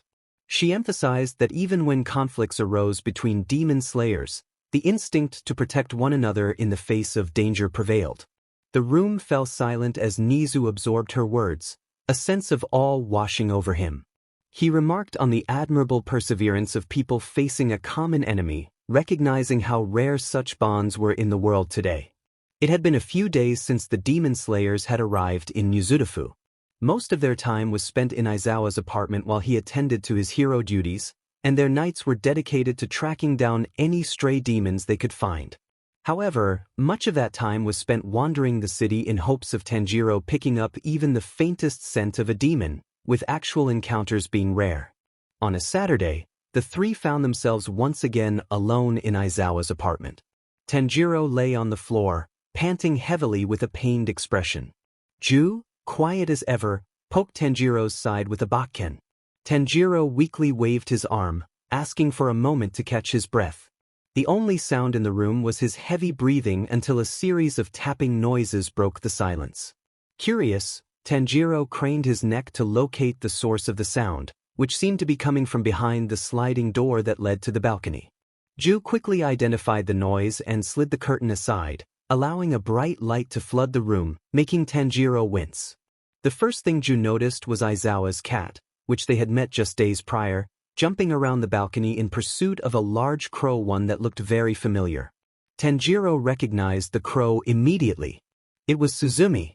Ju opened the sliding door just as Suzumi crashed against the glass in a panic, prompting him to let her fly into the apartment, with Aizawa's cat close behind. He quickly shut the door and pulled the curtain back into place, while Suzumi landed on a high shelf, escaping the cat's pursuit. With tears in her eyes and her voice trembling, Suzumi called out to them, expressing her relief at finding them. She explained that she had seen YN get Sei into a giant hole and, fearing for her safety, had disregarded all logic to follow her. It was a strange sight to see Suzumi, usually calm and composed, break down in tears. Ju, who had seen her numerous times before, was taken aback by her emotional state. It was evident how quickly she had grown attached to YN, which was common for newer crows. While Ju tended to the cat, Tanjiro approached Suzumi, offering his arm for her to perch on. As she accepted, her tears began to dry. Tanjiro reassured her that the cat was no longer a threat and mentioned that Chisuke was with them. When YN descended the stairs from the guest room, she was immediately met with a flurry of feathers as Suzumi flew into her arms, wrapping her wings around YN's neck in a warm embrace. Tanjiro, noticing Nezuko behind YN, picked her up as they celebrated the reunion. Suzumi explained that she had followed YN after seeing her enter a large building but had gotten lost and was unable to call out to her. YN comforted Suzumi, who was still emotional about the separation, and Tanjiro realized that the strange smell they had noticed was indeed Suzumi's presence. After the initial excitement, the three relayed the information they had gathered to Suzumi, who listened intently, her composure returning as she processed their words about heroes, villains, and powers. Just then, Aizawa entered the apartment, looking tired. His gaze landed on Suzumi, who stood on the dining table. He blinked in surprise, questioning the situation. Aizawa soon recognized that Suzumi was far more mature and logical than many people he knew, and he allowed her to stay, realizing she could help them find demons more efficiently. With Suzumi's presence, Aizawa felt a sense of relief. More efficiency meant more demons found at night, allowing him to avoid aimless wandering. He headed to the kitchen to start dinner, still cautious about letting anyone else help in the kitchen but open to occasional assistance. Aizawa turned his back on the demon slayers, adjusting the stove as he spoke about the upcoming school week. Tanjiro nearly sputtered on the water he was drinking, surprised by the news. Aizawa shrugged, moving the pan over the flame. Nizu preferred to work quickly, and since the first day of the semester was already set for Monday, they had little choice but to expedite everything. YN rested her cheek on the desk, gently patting the top of Sumi's head with her finger as she wondered aloud what school would be like. Tanjiro contemplated her question, tapping his chin thoughtfully. Would they learn how to be heroes? Aizawa confirmed this while guiding Ju in the kitchen. He trusted Ju to help, knowing he wouldn't randomly press buttons on the microwave. Eventually, dinner was ready. Ju completed the final touches on their meal while Aizawa washed his hands and stepped into the dining room. He returned quickly, sliding 3 folded uniforms in clear plastic bags onto the table between YN and Tanjiro. The two looked at the clothing with curiosity. Aizawa explained that these were their uniforms, measured and cleaned for them. He then pulled out 3 IDs from his pockets, indicating that they needed to carry these to UA for identification, as the guards might not let them in otherwise. Tanjiro scratched his head, glancing at his ID, which featured a smiling picture of him. He wondered when that photo had been taken. Aizawa clarified that the IDs were for safety. Someone could disguise themselves as them, and it was essential for identification. The two nodded in understanding. Just then, they heard a thud as Ju set down 4 plates on the table, his sleeves rolled up. YN grinned, rubbing her hands together in anticipation of the meal. However, Ju playfully swatted her hand away as she reached for the simmered salmon. Despite the playful scolding, Ju served each of them their food before taking his seat next to YN, while Aizawa sat beside Tanjiro. The evening unfolded smoothly as they finished dinner and prepared for their nightly patrol, which was enhanced by the new addition to their team, Suzumi. With her keen eyes for spotting demons, the 4 of them moved swiftly through the city, successfully dispatching several lower-class demons that night.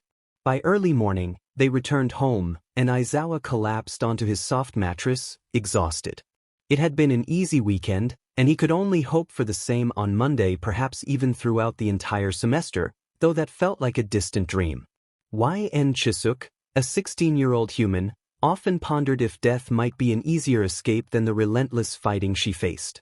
Ju Tomioka, a 17-year-old human, reflected on the bond they shared, acknowledging that while he had saved her life, she had saved his in return.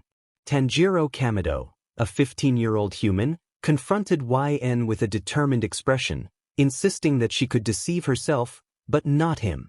Sanamu Shinazugawa, also 17, expressed his exasperation, claiming she would be the end of him, though it was said with a hint of affection. Shinobu Kocho, a 16-year-old human, sensed YN's hidden struggles and encouraged her to open up, offering a listening ear. Iguro Abanai, another 17-year-old, made a bold statement, asserting he would rather endure anything than be seen with her. Kenroji Mitsuri, at 17, showered YN with compliments, believing she deserved all the love in the world. Michito Takito, a 15-year-old, found himself unable to shake thoughts of her, pondering the oddity of it. Kyajuro Rengoku, also 17, was flattered by her admiration, claiming he admired her even more. Tingen Uzui, a 21-year-old, made a cynical observation about the environment around them. Jaime Himejima, the eldest at 27, lamented that children should be playing outside, not risking their lives for a flawed justice system. As the day began, the alarm clock Aizawa had set in the guest room rang at 6 in the morning. The door creaked open, revealing Aizawa, fully dressed, allowing his fluffy white cat, Milk, to enter the room. He instructed the cat to wake everyone up, leaving a note beside YN's pillow before stepping out. YN was jolted awake by a loud crash. Suzumi, a small creature, was frantically flying around the room, yelling at Milk, who was playfully chasing her. Tanjiro, trying to maintain calm, chased after the cat, which had decided to smother Ju's face with its weight. As Suzumi settled on a high shelf, Tanjiro scratched his head, unsure of how to handle the situation without upsetting either the cat or Ju. YN, sitting up in her futon, noticed a folded piece of paper beside her pillow. Recognizing Aizawa's handwriting, she read the note that instructed her to wake up and get ready in an hour. Meanwhile, Tanjiro was growing frustrated, trying to coax Milk away from Ju, who was struggling under the cat's weight. Ju managed to grab the cat by the scruff of its neck, his brow furrowed as he looked at Milk, who seemed to be reaching out for affection. Just as he thought the cat might be warming up to him, it nearly pounced again. Tanjiro quickly intervened, catching Milk before it could land on Ju's face once more. He offered Ju an apologetic smile as he led the cat away. YN stood up, urging everyone to get ready for their first day. The others quickly acknowledged her, realizing the importance of the day ahead. Aizawa approached YN, who was sitting in the dining room pulling up her long socks. She was already dressed in her UA uniform, with her familiar white belt under her blazer, tucking her sword in just as she would with her Demon Slayer uniform. As she looked down, she noticed Aizawa placing some bread on a towel on the table in front of her. Assuming it was for her, YN took a bite, her eyes widening in surprise at the taste. Aizawa soon heard the sound of hurried footsteps coming from the staircase. Tanjiro appeared first, jogging down while buttoning his uniform cuffs.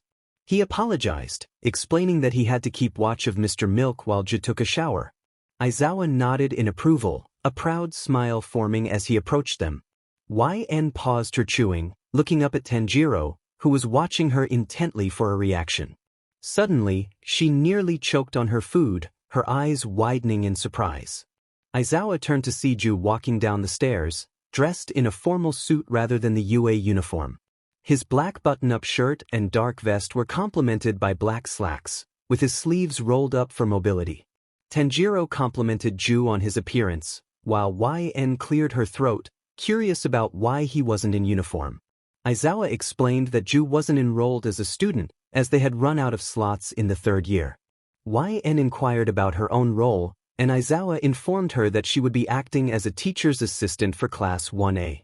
He assured her he would show her the way. Upon arriving at the UA building, the three recognized the familiar path toward the giant structure, walking alongside other students who had arrived at the same time. Aizawa pointed out that Class 1A was just up the stairs and led them inside. However, Tanjiro and YN paused in their steps, realizing Ju was not coming with them. YN expressed her disappointment, tilting her head slightly. Aizawa sighed, explaining that they didn't know Ju's background. He clarified that while they were regular students who got into UA through special recommendations, Ju had been specially selected to become a teacher's assistant. Tanjiro looked confused, struggling to understand the situation. Ju reassured them that it was part of their story to help conceal their identities and the existence of demons. Tanjiro muttered that it made sense, scratching his head in confusion. YN smiled, patting his hand, which made him blush slightly. Aizawa then instructed them to head to their classroom while he and Ju went in a different direction. With a shared smile, YN and Tanjiro made their way to their classroom, walking up the stairs side by side and scanning the labels on each door. YN began to zone out, nearly colliding with someone before Tanjiro caught her shoulder. Apologizing, YN noticed the boy standing in front of the closed Class 1A door, looking nervous. He mentioned that he hadn't seen them at the entrance exam, prompting Tanjiro to stammer as he tried to come up with an explanation. YN sighed, deciding to introduce themselves. She introduced herself as Chisuk YN and Tanjiro as Kamadu Tanjiro, explaining they had entered through late recommendations. The boy's eyes lit up with excitement, leaning in closer as he expressed his admiration for their strength. Tanjiro laughed nervously, unsure of how to respond. The boy then muttered to himself, expressing his concern about being in class with them. YN asked if he was okay, to which he quickly affirmed he was fine, giving a shaky thumbs up. He introduced himself as Midoriya Izuku. YN repeated his name, tilting her head, while Tanjiro extended his hand for a handshake, eager to be friends. Midoriya nodded, sharing a smile, and expressed his hope that there wouldn't be too many intimidating people in Class 1A. Tanjiro reassured him that the experience would be good. YN made a light-hearted comment about seeing double as she reached for the class door, which was much larger than her. Just as she opened the door, they were met with the sound of a loud argument coming from inside the classroom. One of the boys was passionately defending the desk's maker, setting the stage for an eventful first day. Moving his arms stiffly like a robot, he reprimanded the spiky-haired boy, who rolled his eyes and flashed a taunting smile. He questioned where the boy was even from, which seemed unrelated to their argument. YN, Tanjiro, and Midoriya were merely watching the exchange at the door. Nevertheless, the boy with glasses introduced himself. He stated that he was from Some Private Academy and introduced himself as Ida Tenya. The spiky-haired boy scoffed, dismissing Ida's background. He remarked that being from that elite school made Ida worth targeting, which startled Ida. Tanjiro, with a furrowed brow and a small frown, expressed concern about the cruelty of such thoughts, questioning if the boy truly wanted to be a hero. As he stepped into the classroom, YN followed closely behind, unaware of Midoriya's frantic gestures behind them. The blonde boy paused, turning to Tanjiro and YN with a dismissive scoff, questioning their identities.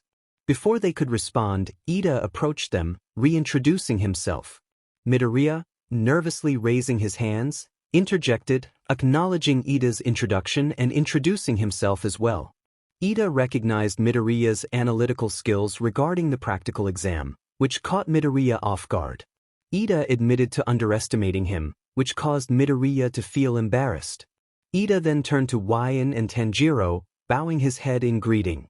YN, with an amused smile, introduced herself as Chisuk YN, inviting him to call her YN. Tanjiro followed suit, introducing himself as Kamadu Tanjiro and suggesting they refer to each other by their first names since they were now classmates. Ida scrutinized them through his square glasses, causing YN to shift nervously while Tanjiro placed a comforting hand on her shoulder. Ida noted that he hadn't seen them at the entrance exam and wondered if they were among the recommended students, as he believed there were only 2 in Class 1A. Before YN could respond, a cheerful feminine voice interrupted, accompanied by the sound of footsteps approaching the door. The girl recognized Midoriya, expressing excitement over his success in passing the exam. Midoriya blushed at her praise, trying to downplay his achievement while the girl continued to compliment him. YN found the interaction endearing, observing the classroom filled with students, some socializing while others kept to themselves. Her gaze landed on a boy in the back of the class, his hair split in red and white, and a noticeable burn scar on the left side of his face. His heterochromatic eyes were fixed on her, reminding her of someone she couldn't quite place. YN scoffed, turning her attention back to the group, unaware of the boy's puzzled reaction to her annoyance. She noticed Midoriya still blushing as the girl continued to praise him, with Tanjiro offering a reassuring hand on his shoulder. The girl was quite talkative, which YN found charming. Amidst the chatter, the girl expressed her nervousness about the opening ceremony and the lecturers. Suddenly, a voice interrupted, silencing the group. The girl hesitated before turning around, startled to see a figure wrapped in a giant yellow sleeping bag. It was Aizawa, the homeroom teacher, who was accompanied by Ju, who appeared indifferent to the situation. Aizawa took a sip from a juice box before standing up and unzipping the sleeping bag. He remarked on the time it took for the class to quiet down, emphasizing their irrationality. Midoriya was taken aback, realizing that Aizawa was a pro-hero. The class gasped in unison as Aizawa introduced himself as their homeroom teacher, ignoring their reaction as he rummaged through his sleeping bag to pull out a UA physical education uniform. He instructed the class to put on the uniforms and head to the field. Uraraka, the brunette girl whom the 2 demon slayers had just learned about, looked at Aizawa with confusion. She wondered why there was no opening ceremony or campus introduction. Aizawa, keeping his back turned to them, replied that if they wanted to be heroes, there was no time for leisure activities. Ju stood silently beside him, fiddling with a baseball and observing it with curiosity. Most of the students were puzzled about why he was there with Aizawa. Aizawa explained that UA was famous for its freedom, which also applied to the lecturers. He then gestured toward Ju, who was casually tossing the ball in the air and catching it. Aizawa reminded the class that they had all participated in physical fitness tests in junior high without using their quirks. He noted that the county continued to calculate averages based on uniform results, which he deemed illogical, attributing it to the laziness of the Ministry of Education. Ju contemplated the task as he stood in the middle of the designated circle, tossing the ball up and down. Aizawa introduced him as Tomioka Ju, the class's teaching assistant, who would be assisting him and the other teachers, though he was not an official staff member.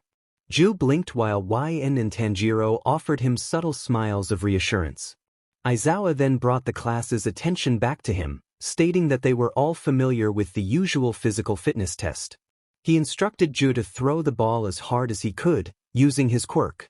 Ju felt a wave of confusion wash over him at the mention of the word quirk. How was he supposed to fake one? He shook off the thought, focusing instead on the ball in his hand. With a deep breath, he prepared to throw the ball, his eyes fixed on the open field ahead. Unbeknownst to him, faint streams of water began to wrap around his arm and the ball. As he threw, the water seemed to enhance the throw, sending the ball soaring. The class fell silent as the ball flew through the air. YN and Tanjiro stood behind some students, their expressions mirroring the shock of those around them. Aizawa, observing the distance the ball traveled, noted that Ju had thrown it an impressive distance of 3,456 meters. The class erupted in disbelief, with exclamations of surprise filling the air. Ju glanced at the students watching him, scanning their unfamiliar faces for YN and Tanjiro. When he found them, he noticed their looks of confusion and concern. He wondered what had gone wrong this time, but the cheers of excitement from the other students drowned out his thoughts. Aizawa commanded attention, stating that those who finished last in all 8 tests would be expelled, as they would be considered to have no potential.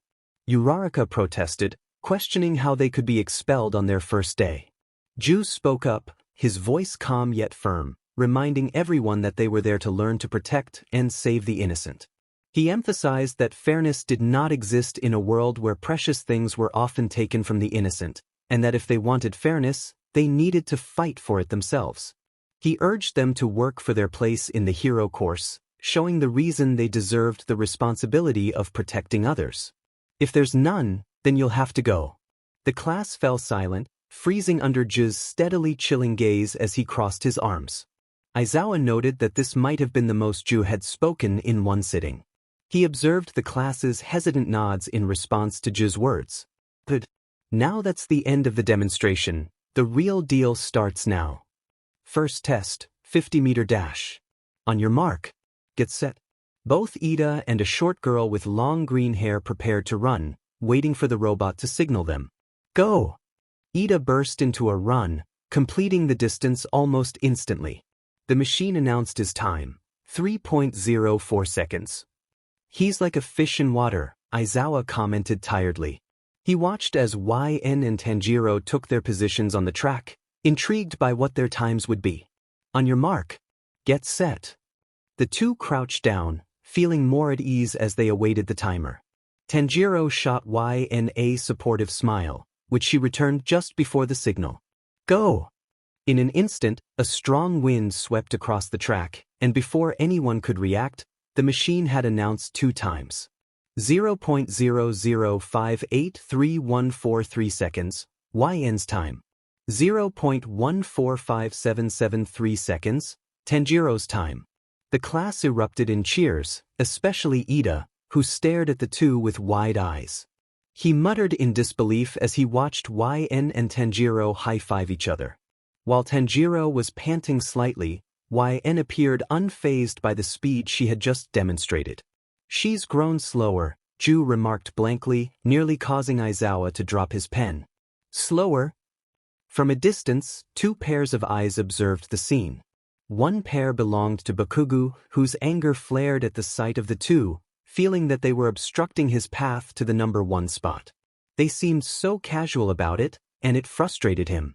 Todoroki, watching from afar, wondered about YN, the girl who had scoffed at him earlier. He couldn't fathom why she seemed so irritated with him without them having met yet. But he dismissed it as trivial. There could be many reasons for her reaction. For now, his rivals were YN Chisuke and Tanjiro Kamado. The rest of the test continued, with some students struggling while others excelled, allowing everyone to get to know each other in the process. Midoriya gasped as he watched Tanjiro grip the dynamometer. It took effort, but Tanjiro managed to max out the device, a proud smile spreading across his face as he clenched his fist around it. It's maxed out. Oh, I never knew I could grip that much. Tanjiro exclaimed, looking down at the device, while Midoriya felt a twinge of shame. The green-haired boy flinched when Tanjiro glanced up at him excitedly. Hey, what did you get? Tanjiro asked, and Midoriya quickly hid the dynamometer behind his hand. Nothing. Tanjiro frowned at that. Hey, it's all right, you know. You don't have to be ashamed. We all start from somewhere, right? Right. Midoriya replied softly, his gaze falling to the device in his hands. A hint of disappointment flickered in his eyes as he read the number on the screen, 56.0 kilograms. His brows furrowed. This wasn't enough. Now, the class was on ball throw, and it was the students' turn to launch the ball into the air. Hup! YN bounced, throwing the ball high as the class watched with bated breath. Soon, Aizawa's device dinged, and he displayed the result to the class. 3,084 meters, The girl was met with whistles, and Mina, a girl YN had quickly befriended, high-fived her with a grin. "Whoa girl, that's just right behind Tomioka's." YN smiled at that, hearing a sigh of amazement from beside her. It came from a blonde boy with a black lightning bolt symbol in his hair, which reminded her of someone from home. "Seriously, you and Tanjiro are absolute monsters," he muttered, referring to Tanjiro's previous score of 2,087 meters. The class had grown accustomed to their impressive, almost inhuman scores by now. "YN-san, it's Midoriya's turn," Tanjiro said, placing a hand on her shoulder and pointing toward the middle of the circle where Midoriya stood, staring nervously at the ball as if lost in thought. As YN waved goodbye to Mina, she joined Tanjiro's side, watching Midoriya's turn from just in front of the group, standing beside Bakugo and Ida, who were both observing Midoriya with interest. "It doesn't look good for Midoriya if he continues like this," Ida remarked, crossing his arms. Bakugo's expression turned offensive. "Of course not. He's a quirkless small fry." "Quirkless? Are you not aware of what he did in the entrance exam?" Their conversation intrigued YN and piqued Tanjiro's curiosity. He considered asking Midoriya about it later, as they had already become close. However, he hesitated, unsure if it would be a sensitive topic. Was it socially acceptable to ask someone if they were quirkless? But it was similar to someone asking him if he were strong or not. He didn't find that offensive, but what if it was? Tanjiro shook his head, feeling overwhelmed by the confusion around him. Then he heard a squeaky voice announce Midoriya's score, and Tanjiro's head shot up. Had he missed Midoriya's throw? 46 meters. At least he passed Mineta's? YN muttered, a small frown forming on her face as she processed the score. Everyone in the class noticed Midoriya's struggles, and it wouldn't bode well if it continued. "Come on, YN-san," Tanjiro said, sweat dropping. Midoriya began muttering to himself, too quietly to be heard. Aizawa walked past the two demon slayers, his hair floating in the air as the bandages around his neck loosened. His bright, glowing red eyes bore down on Midoriya as he towered over the boy. "I erased your quirk," Aizawa stated. Glaring at Midoriya as he held tightly onto his capture weapon, Aizawa expressed his disbelief about the entrance exam. It seemed irrational that even someone like Midoriya had been accepted. Midoriya, taken aback, muttered about his quirk being erased. His eyes widened as he recognized Aizawa. The erasure hero, known as Eraserhead, was someone he had heard of before, an underground hero with a formidable reputation. Ju began to speak, intending to interrupt, but Aizawa's voice cut through, commanding attention. He assessed Midoriya, noting that he seemed unable to control his quirk. Aizawa questioned whether Midoriya intended to become incapacitated again, relying on others to save him. Midoriya protested, insisting that was not his intention. Suddenly, bandages wrapped around him, pulling him closer to Aizawa. Aizawa continued, emphasizing that Midoriya's intentions were irrelevant. He warned that those around him would be forced to intervene, labeling him a nuisance and a burden. With a stern expression, Aizawa declared that Izuku Midoriya, with his current power, could not become a hero. The tests were now complete, and the results revealed that Aizawa had been toying with them the entire time. Despite passing, Midoriya couldn't shake Aizawa's words from his mind as he stared at his injured finger. It looked unappealing, wrinkled, limp, swollen, and purple.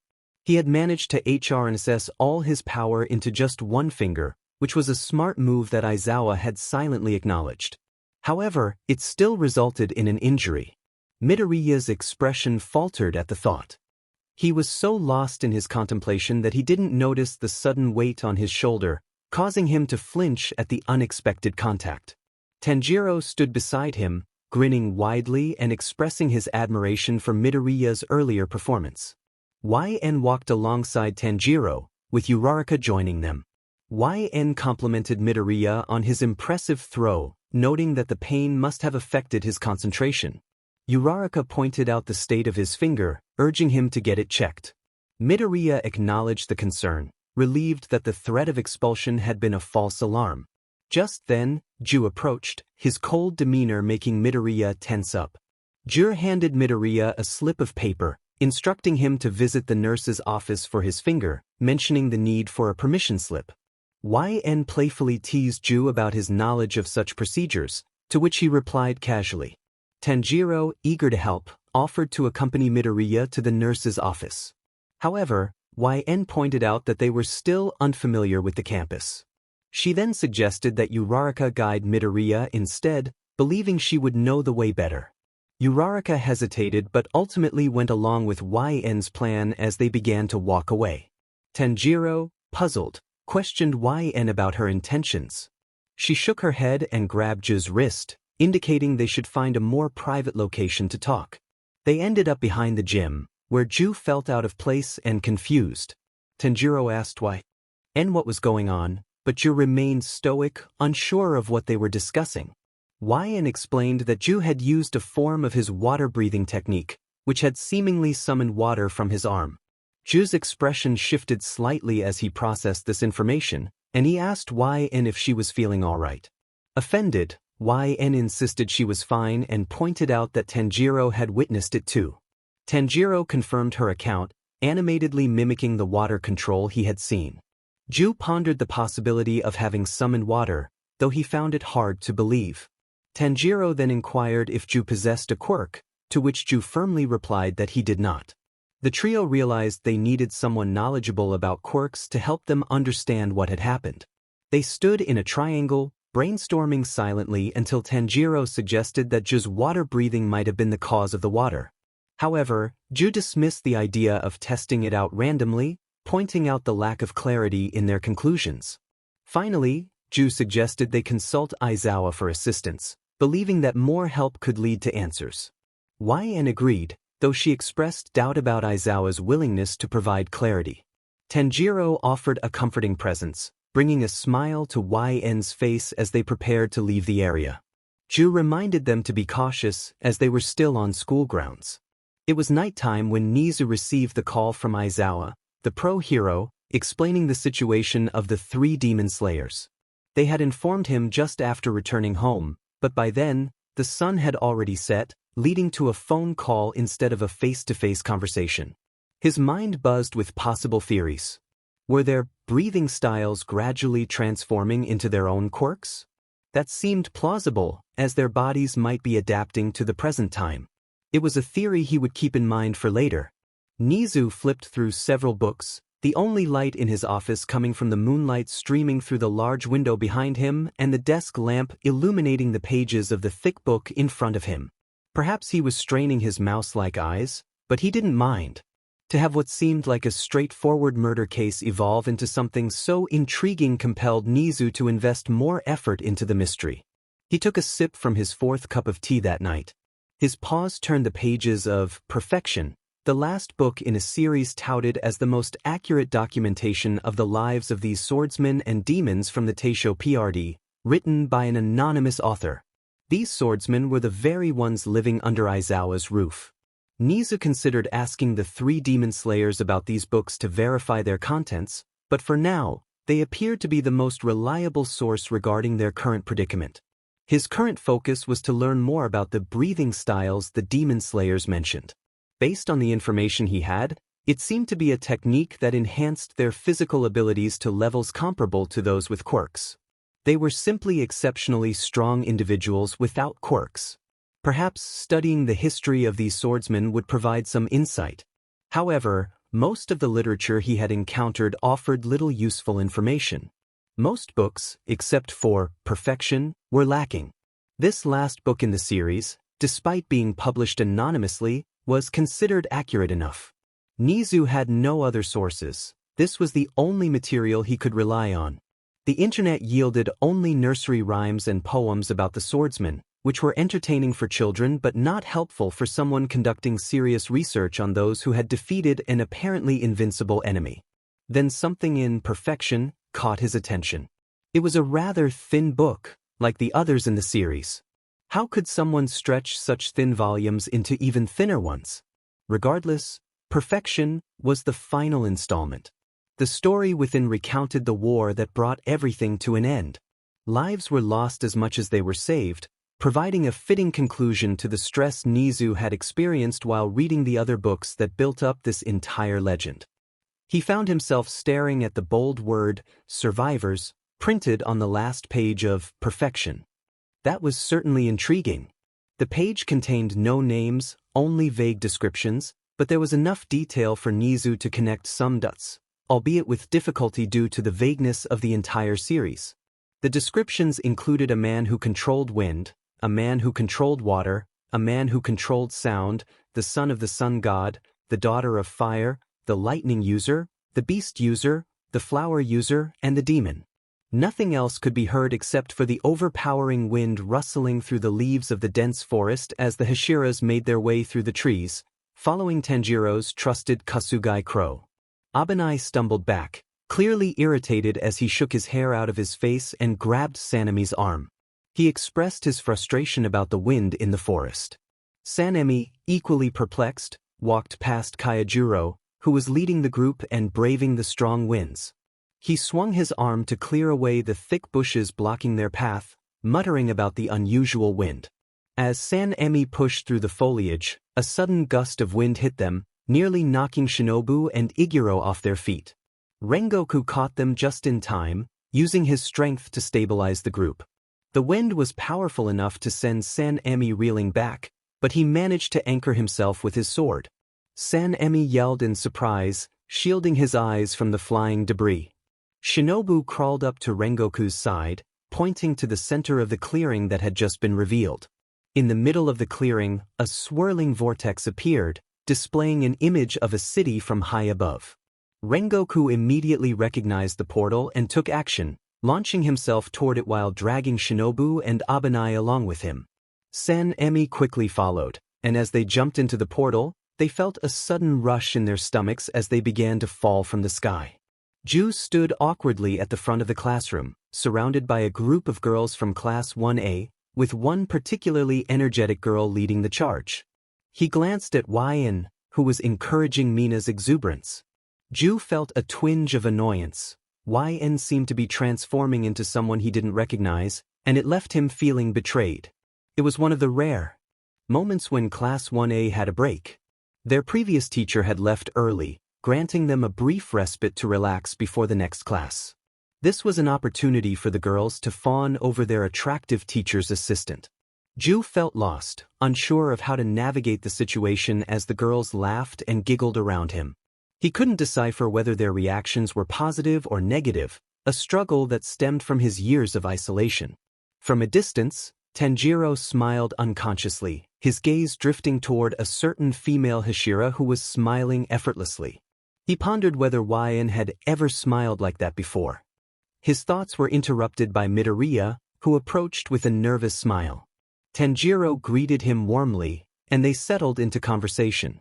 Midoriya asked about Tanjiro's day, which had been relatively normal, though Tanjiro and Yn found the classroom environment challenging compared to their rigorous training as demon slayers. Tanjiro sighed, feeling overwhelmed by the academic demands. Midoriya empathized, expressing surprise at the normalcy of a hero school. Tanjiro reflected on the similarities between heroes and demon slayers, questioning why they were confined to classrooms when they were meant for action. Their conversation flowed easily, with both boys sharing their thoughts and experiences. Meanwhile, Yn took a break from teasing Ju, observing him struggle to understand the flirtatious banter from the girls. She found it amusing and felt a sense of contentment watching her classmates enjoy a carefree moment. Looking around the classroom, Yn felt a pang of selfishness. This was the life she desired for herself and for every demon slayer in the Corps, a life free from the constant threat of danger. It was a simple, beautiful chaos of voices, a reminder of what it meant to be young and carefree. But hearing it, there was just something nice about it. That was, until a loud bang suddenly cut through their chatter. It was quick, but the floor shook with such force that some classmates fell from their chairs. The initial strong pulse lasted only a few seconds, quickly fading into a low rumble before disappearing completely. Kaminari jumped up from the floor in a panic, running his hand through his bright yellow hair as he exclaimed about the possibility of an earthquake. Beside him, Yaoyorozu stood up from her seat, looking around the classroom. She shook her head, doubting it was an earthquake since it felt too quick, more like a shockwave. Ju squinted as he walked over to the window, where YN was leaning. His dark eyes scanned the distance in the city, but buildings blocked his view. YN muttered her curiosity about what Ju thought, doubting it was anything serious, probably just another villain causing trouble. Her gaze shifted to Ida, who was quickly trying to calm down those beginning to panic. Ju shrugged, feeling there wasn't much to worry about. It didn't seem dangerous. After all, it was the middle of the day, and they doubted any demon would be foolish enough to venture out in the sunlight. He sighed, suggesting it was probably just another villain who got lucky. Seeing YN smile from the corner of his vision, he turned to her. They exchanged a low high five, and Ju's usually stoic expression softened for a moment. Meanwhile, two Hashiras, Shinazugawa and Abanai, were running through the streets of Musutafu, actively pursued by the police. They dashed into a nearby alleyway, their voices raised in frustration at each other. Hearing the distant shouts of the policemen, Abanai leaped onto a tall dumpster, launching himself into the air with Sanemi following closely behind. They managed to reach the rooftop of a tall building. Abanai, with a stern look beneath his mask, walked to the edge, watching the group of policemen run past the alleyway they had just exited. He commented on the flashy move Sanemi had used, suggesting it could have alerted any nearby demons. Sanemi, slinging the dull side of his sword onto his shoulder, insisted he had saved them and deserved a thank you. He pointed out that the technique was the only one that could cushion their fall. Abanai rolled his eyes, expressing concern about the police now on their trail and whether their comrades, Kocho and Rengoku, were all right. Sanemi scoffed, assuring him they would be fine and that they had a different problem to deal with, their current location.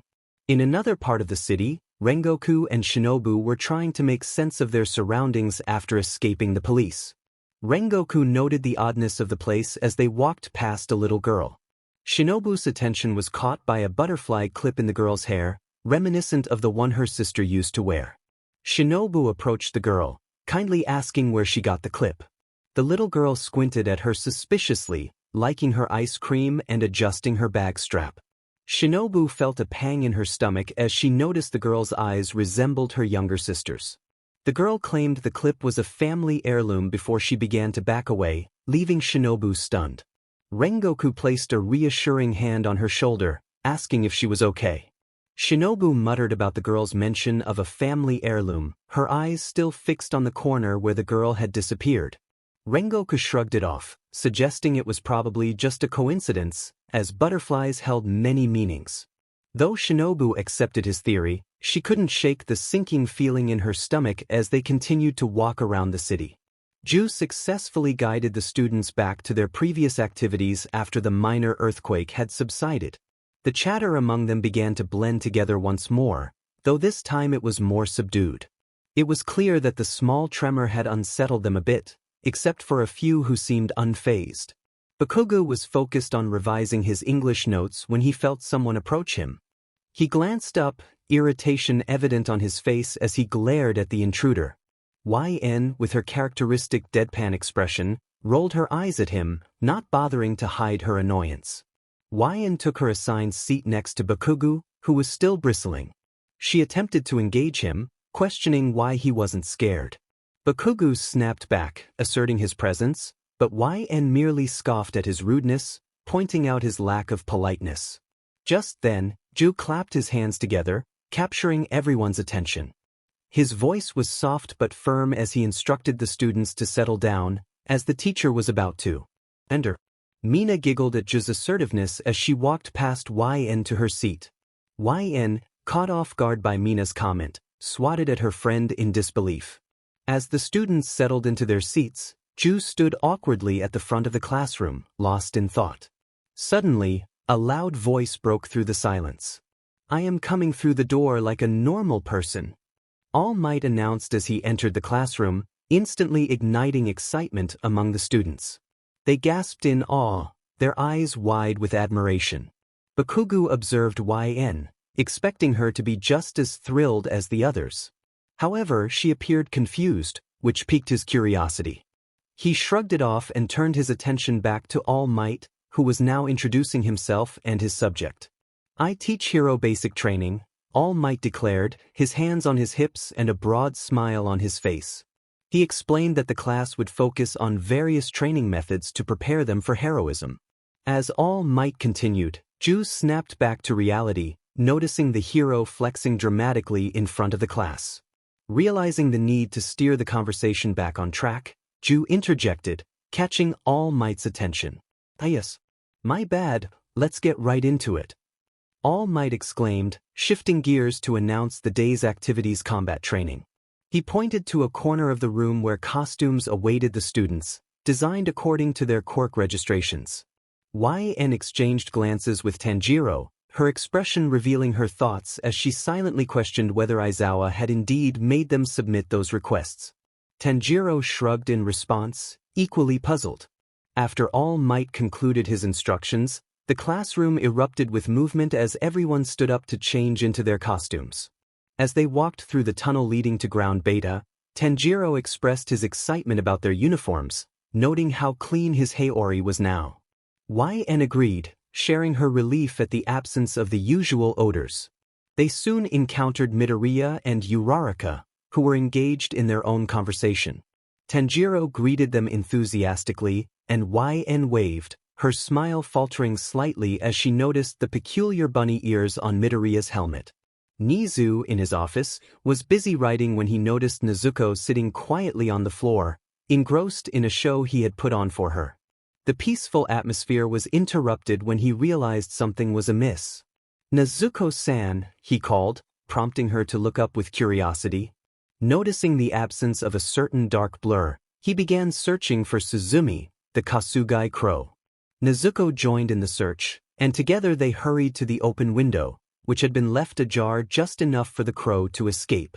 Back in the training area, All Might announced the start of combat training. Ida raised his hand, his voice muffled by his mask, inquiring if they would be conducting urban battles again. All Might responded with enthusiasm, indicating they would be advancing their training.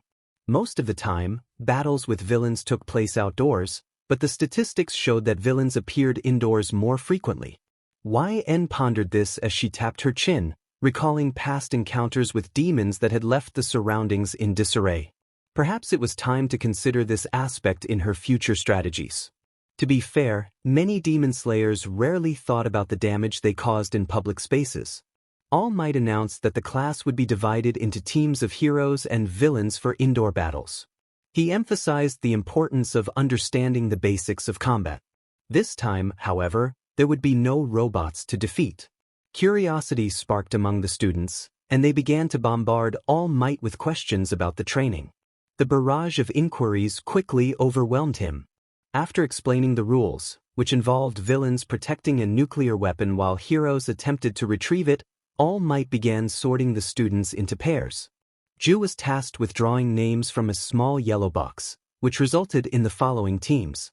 Team Uraraka, Midoriya. Team Bishoji, Todoroki. Team Tsuneta, Momo. Team Deku, YN. Team Imina, Aoyama.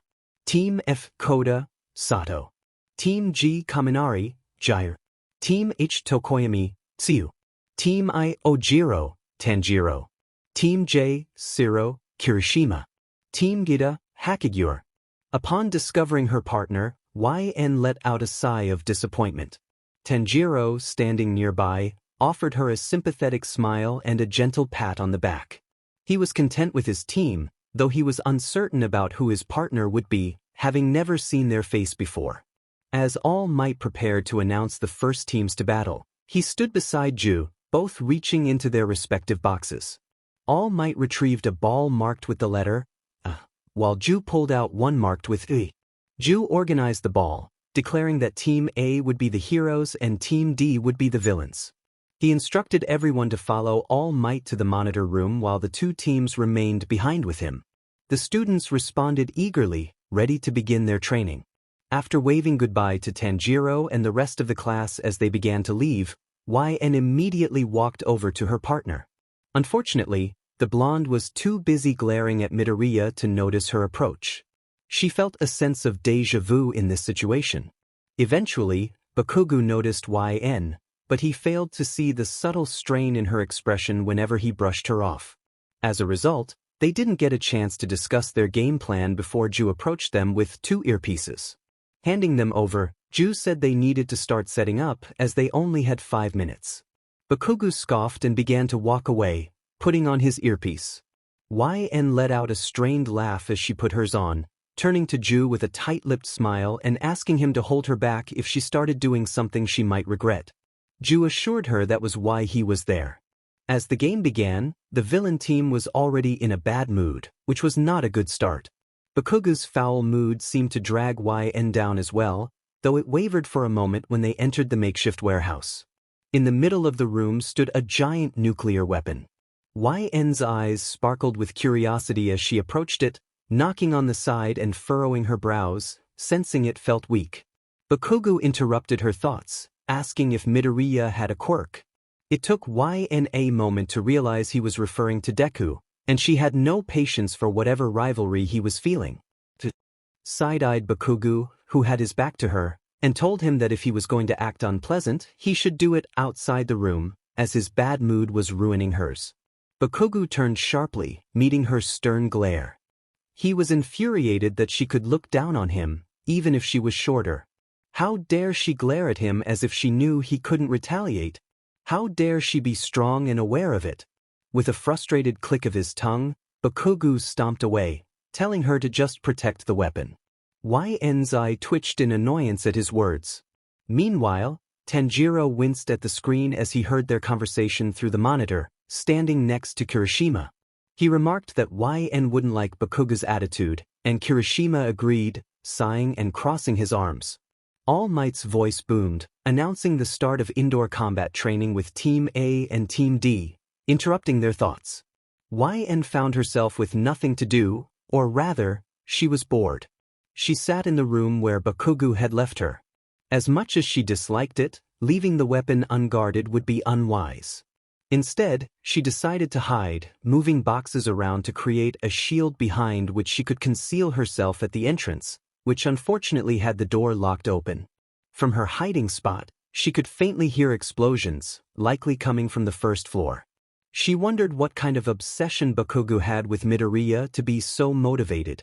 YN groaned, resting her head against her arm as she paused polishing her sword with her sleeve, thinking Bakugu needed to calm down. Bakugu's frustration grew with every step he took. He had lost Deku during the fight, and he was determined to find him again. The silence around him was deafening, filled only with his own thoughts questioning every move he made. He was the best, he reminded himself, but with each step he felt a sinking feeling in his stomach. Why did he feel like he couldn't compare to Deku? If he couldn't surpass Deku, how could he prove himself worthy of being among the strongest? YN's hands stilled when she heard footsteps outside the room. They were too heavy to be Bakugu's and too light to be Midoriya's. It was Uraraka. YN remained quiet, sensing Uraraka's presence as she entered the room, expressing surprise that the weapon was unguarded. As Uraraka gazed in awe at the nuclear weapon, YN stepped forward, her chin hovering over Uraraka's shoulder, holding her sword in a way that blocked Uraraka's escape. YN smiled casually, tilting her head and greeting Uraraka, who was clearly startled. YN informed her that she couldn't be in there. She was trapped, and she had no idea how to escape. Bakuga's expression shifted from a tight grimace to a stiff smirk. Midoriya had just declared he was no longer afraid. Bakugu thought to himself that Midoriya should have known better. He explained that his quirk, Explosion, allowed him to secrete a nitroglycerin-like sweat from the palms of his hands, which he could then ignite. He clicked the gauntlets on his hands, revealing that they were designed to store nitroglycerin. As he prepared to use them, All Might's voice crackled through his earpiece, warning him to stop. Bakugu, however, was determined. He believed that if he didn't strike Midoriya, he wouldn't survive. The area shook violently from the explosion, the force so great that it reached the building where the rest of the class was gathered. All Might shouted into his microphone, trying to get a response from Midoriya, but there was only silence. Then Ju's calm voice came through, asking if he should intervene. All Might, watching from a distance, noticed Ju standing outside the building, seemingly doing nothing. The other students were confused and anxious, questioning Ju's inaction. Mineta cried out, urging Ju to step in, while Todoroki observed that Ju was waiting for All Might's signal. All Might felt the pressure mounting, sweat trickling down his forehead as he gripped the microphone tightly. Midoriya, he murmured, concern etched on his face. The explosion had thrown YN and Uraraka apart. YN barely had time to process Bakugu's reckless actions when Uraraka pushed her aside to grab YN's sword. YN instinctively reached for it too, but Uraraka was quicker. With a triumphant cheer, Uraraka took hold of the sword and moved to the side, causing YN to stumble forward. Regaining her balance, YN turned to see Uraraka confidently holding her sword. Uraraka beamed with pride, declaring her victory as she pointed the sword back at YN. YN couldn't help but smile slightly, raising her hands in a playful gesture of surrender. She acknowledged Uraraka's success but then pointed at the nuclear weapon behind her, declaring that the sword was not the ultimate goal. Uraraka's smile faltered as she realized the implications of YN's words. Her eyes darted between the sword and the nuclear weapon, now guarded by YN. How could she get past her now? But YN's concerns were greater than the sword. The rumbling had come from one of Bakugu's explosions, and she feared for what was happening below. She could only imagine the chaos ensuing between Bakugu and Midoriya, recalling her own experiences with intense battles. The real danger was not the nuclear weapon behind her but the ticking time bomb that was Bakugu's explosive power. Young Bakugu was warned that the next time he used his explosive quirk, the fight would be stopped, and his team would lose. He looked up at the speaker on the wall, surprisingly intact despite the earlier chaos he had caused. To attack on such a large scale inside the building was reckless, endangering the stronghold they were meant to protect. It was a foolish plan for both heroes and villains, and he would lose points for it. This only fueled Bakugu's anger, prompting him to throw a loud fit. Seizing the opportunity, Midoriya quickly got to his feet, muttering into his earpiece about moving to the pillar by the windows. Bakugu was ready for a fight, declaring that they would settle things with their fists.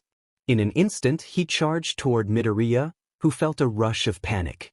Bakugu pulled his arm back, and Midoriya braced himself for the explosion he expected. Instead, a small cloud of smoke erupted, leaving Midoriya momentarily confused. Suddenly he felt a sharp sensation in his back. The class gasped as they witnessed Bakugu unleash an explosion aimed directly at Midoriya's back. The tension in the room was palpable. Todoroki, who had moved closer to the front to observe Team A and D's training session, commented on Bakugu's unexpected strategy. He noted that while Bakugu didn't seem like the type to think ahead, he had shown a level of subtlety that surprised him. Kirishima, puzzled, asked for clarification. Todoroki explained that Bakugu had changed his attack to create a smoke screen, allowing him to strike again.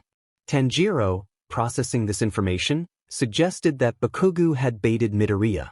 Momo chimed in, analyzing the situation further, explaining the skill required to land a clean hit while managing the inertia from explosions. Kaminari sighed, expressing his frustration at Bakugu's talent. Tsuyu pointed out the ongoing fight between YN and Uraraka, drawing attention back to the screen. Uraraka felt overwhelmed, realizing that even without her sword, YN was overpowering her effortlessly. As she lunged forward, swinging the sword, YN easily dodged the attack. Uraraka attempted a sweeping kick, but it backfired, leaving her on her back. Embarrassed, she sat up, rubbing her back as YN approached her with a polite smile, warning her about the danger of the area. Uraraka was momentarily confused by YN's words, but YN sensed the escalating intensity of the fight between Midoriya and Bakugu. She knew that if things continued, one of them would inevitably get hurt, and she preferred to take the risk rather than let Uraraka face it. Midoriya's voice echoed in Uraraka's ear, urging her to reach the pillar. Despite her hesitation, she pushed herself up, determined to follow his advice. YN moved in front of her, eyeing her sword, which was still held by Uraraka. Uraraka's voice broke through YN's thoughts as she swung the sword behind her back, her fingertips glowing with a pink hue. Below them, Bakugu and Midoriya charged toward each other, both preparing to unleash their quirks. YN's eyes widened as she lunged away from her flying sword. Uraraka had thrown it with such precision that it soared through the air, giving her the chance to reach the pillar Midoriya had mentioned. Meanwhile, YN's sword embedded itself into the wall, causing her to wince at the impact. With urgency, YN called out for Uraraka to act. Uraraka responded, latching onto the pillar in a surprising move that left YN questioning her intentions. Suddenly, a powerful shockwave erupted, launching everything beneath them upward. YN was thrown back by the force of Midoriya's explosion, feeling the sharp winds as she was propelled into the air. Uraraka, floating in the air, held onto the pillar, her determination shining through as she navigated the chaos around them. As YN managed to stabilize herself on the only remaining area of floor, her body instinctively began to move. She jumped and dodged the sharp, dangerous pieces of rock that were flying toward her. Could she really do this? Her breath hitched as she flipped to the side, narrowly avoiding the rocks before her eyes caught sight of her sword stuck in the wall. How she wished she had it right now. Uraraka, observing YN's quick and almost professional reflexes, realized they were currently being tested. She kicked off the pillar, propelling herself toward the nuclear weapon. The barrage of rocks was perfect for her. With determination, Uraraka latched onto the nuclear weapon with a relieved smile. YN softly landed on her feet as the rock attack subsided, catching Uraraka's cheerful exclamation of success.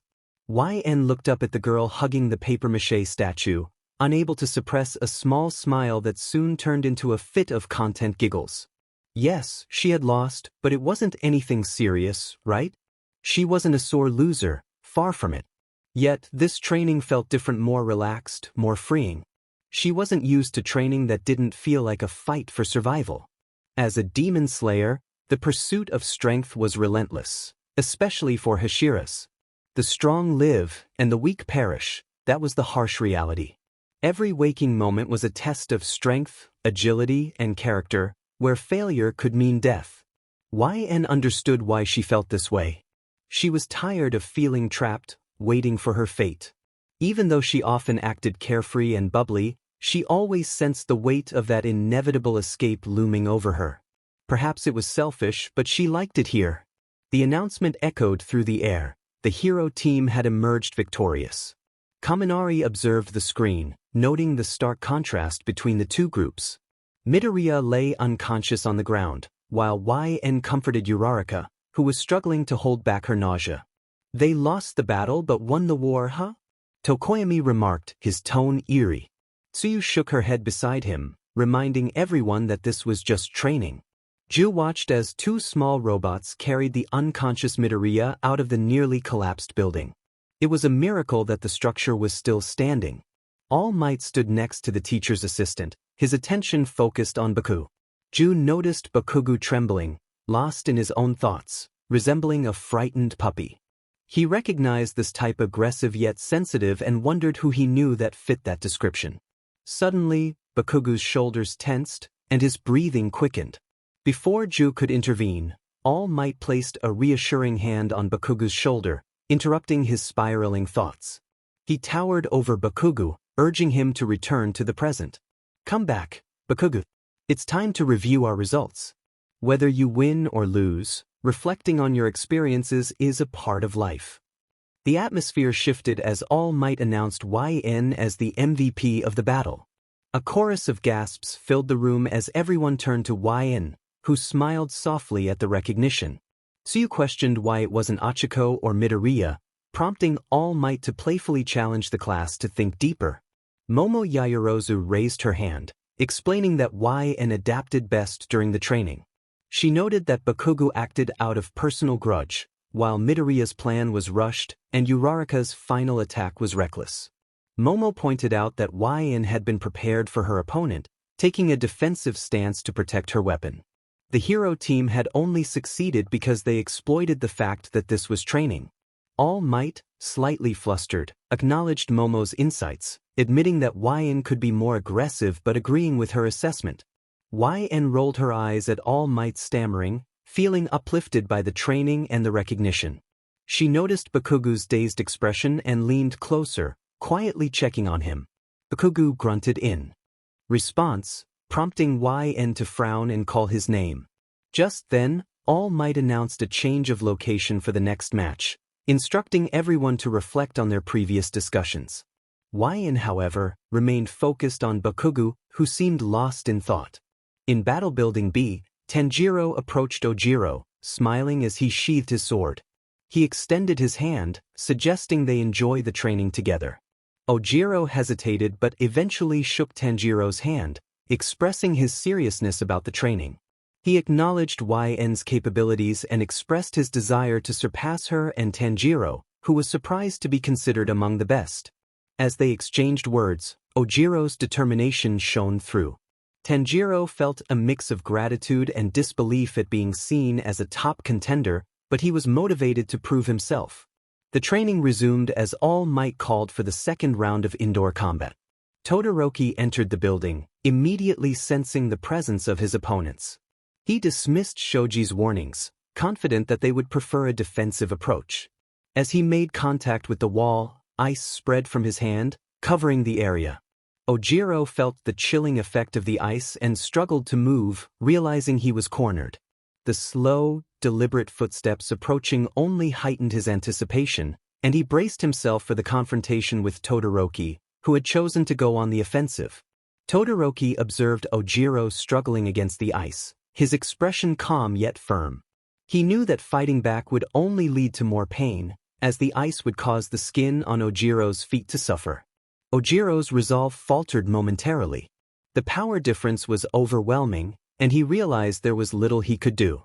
Todoroki's declaration of victory pierced through him as he stepped past, a sign of his overconfidence.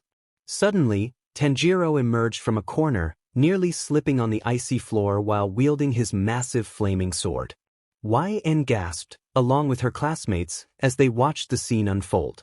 The display of Tanjiro's quirk was astonishing, and it felt like they were witnessing his true strength for the first time. She had seen him fight before, but this was different. The flames he summoned from his Hinakami Kagura were something she had never witnessed, not even during their encounters with Lower Moon Ju, too, had surprised her. In their 2 years of friendship and battling demons together, she had never seen him conjure waves of water with his water-breathing technique. Confusion filled her mind as she wondered what was happening. A loud crash reverberated through the building as Todoroki was propelled backward by the force of Tanjiro's attack.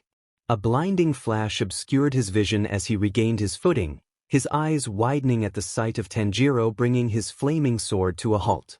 Tanjiro urged Ojiro to move, positioning himself to react swiftly if Todoroki attempted anything. Ojiro's eyes widened in surprise. He hadn't realized Tanjiro had stepped in front of him. He felt the ice around his feet melting, freeing him from his restraints. Todoroki clenched his teeth, noticing Ojiro's newfound mobility.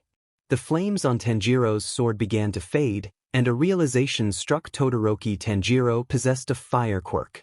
However, he quickly regained his composure, straightening up with determination. It didn't matter, he could still rely on his ice powers.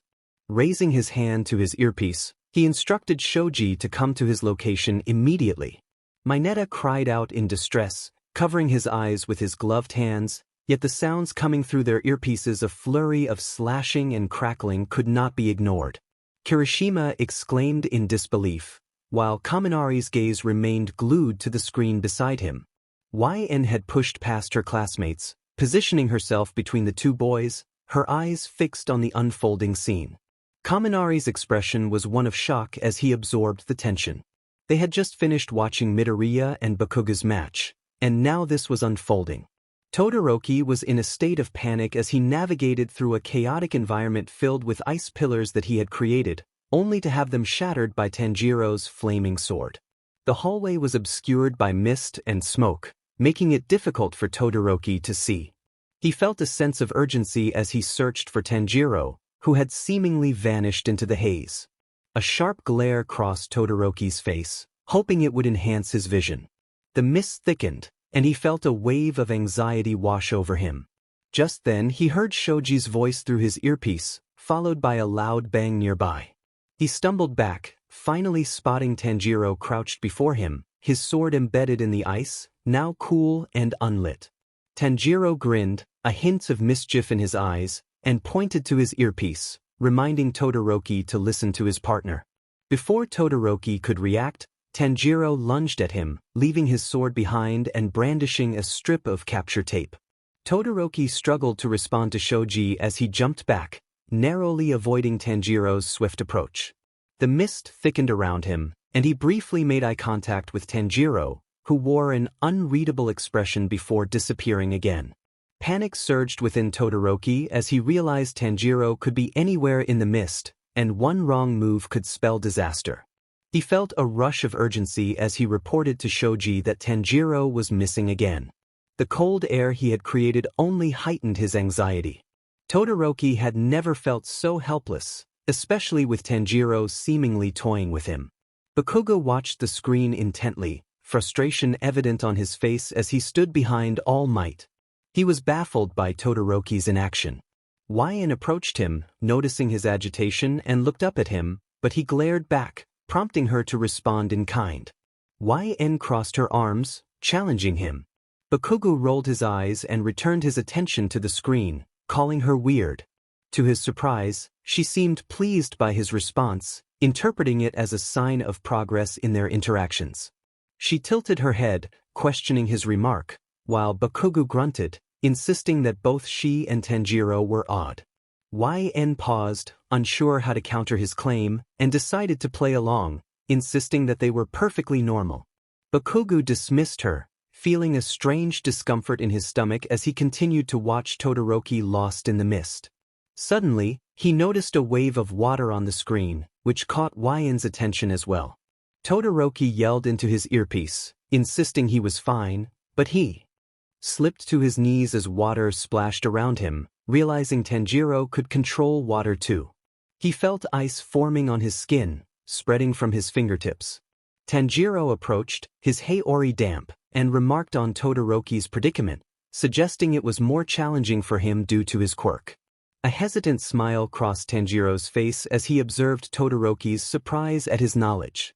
Todoroki questioned how Tanjiro knew, and Tanjiro explained that he could smell it, noting the confusion in Todoroki's expression. He pointed out that Todoroki's ice shouldn't have a scent, which only added to the mystery of their powers. That must be why, wasn't it? Todoroki's fire quirk balanced out his ice quirk, so Tanjiro wondered why he wasn't using it. Todoroki shot back harshly, glaring at Tanjiro as he stood up, feeling his joints freeze from the inside out. Tanjiro frowned, his tone gentle yet confused. Holding himself back wouldn't do Todoroki any good, especially if he aimed to become a hero. He was essentially dedicating his life to the civilians he was meant to protect, so why not use every ounce of his power to safeguard them? Todoroki's glare intensified. He insisted that he would prove he was strong enough to protect others without relying on his fire. Tanjiro, not intending to interrupt, expressed that perhaps he didn't fully understand. However, the world was becoming increasingly dangerous, and those outside deserved someone who would fight for them with everything they had until their last breath. Tanjiro couldn't fathom the idea of choosing to become a hero for reasons beyond the title itself. It frustrated him that Todoroki seemed to take his training lightly, especially when the threat of demons was rising in a world that had once been free of them. Tanjiro's jaw clenched as he focused on the floor, lost in thought. With a smile, Tanjiro extended his arms and dropped his sword to the ground, inviting Todoroki to show him that he had what it took to become a hero. Todoroki scoffed, dismissing Tanjiro's challenge. Yet, he couldn't hide the ice forming on his hand and the shards trailing up his arm. Tanjiro shook his head, urging Todoroki to take the training seriously. He dashed past him, disappearing into the mist and leaving his weapon behind. Ojiro yelled at Shoji, determined to stop him from getting past. He was launched back by one of Shoji's powerful pushes but quickly regained his footing using his tail for balance. Ojiro called for Shoji, needing him to help locate Tanjiro. Shoji attempted to run past Ojiro, but he was blocked immediately. Their battle felt more like a game of tag compared to the intense fight happening above them. Shoji focused on Ojiro, who, despite being smaller, was quick and agile. He wondered if there was a way to assist Todoroki from their position. Meanwhile, Todoroki cursed as he navigated through the maze of ice he had created. The path he thought was straight had turned into a slippery floor, and he struggled to discern whether he was surrounded by ice or mist. He felt lost and frustrated. When he heard Tanjiro's voice calling from behind, he instinctively created a wall of ice to shield himself. Realizing he had fallen into Tanjiro's trap, he felt irritation rise within him. Why did Tanjiro want him to use his fire? Was he losing his mind, or was his hand beginning to stiffen? Suddenly, Shoji's voice crackled through his earpiece, bringing him back to reality. He learned he was moving further away from the room he needed to reach. Following Shoji's guidance, Todoroki turned around and began to run with renewed determination, asking Shoji to be his eyes and ears. Shoji was surprised but quickly complied, instructing Todoroki on where to go. Todoroki felt a surge of confidence as he navigated through the mist, aware that Tanjiro could ambush him at any moment. Ojiro, overhearing their conversation, realized that Tanjiro had already put Todoroki in a difficult position. He shifted his focus to preventing Shoji from communicating with Todoroki. As Todoroki moved to the right, he felt a sense of trust in Shoji, even if it was unusual to rely on someone else. A grunt echoed in his ear, and Shoji warned him just in time to dodge a flying kick from Tanjiro, who had emerged from the mist. Feeling invigorated, Todoroki prepared to engage. He stretched the thin capturing tape between his hands and lunged forward, determined to catch Tanjiro off guard. This time, Tanjiro found himself on the defensive, stumbling back to avoid the tape aimed at his ankle. He blocked Todoroki's swing but had to bend backward to evade a swift kick aimed at his face. The battle was heating up, and both were ready to give it their all. Tanjiro stumbled back again, a smile breaking across his lips. He couldn't deny that this was beginning to get fun. As conflicted as he felt about enjoying the training, it was refreshing to be on the stronger side of things, though he wouldn't admit that to Todoroki.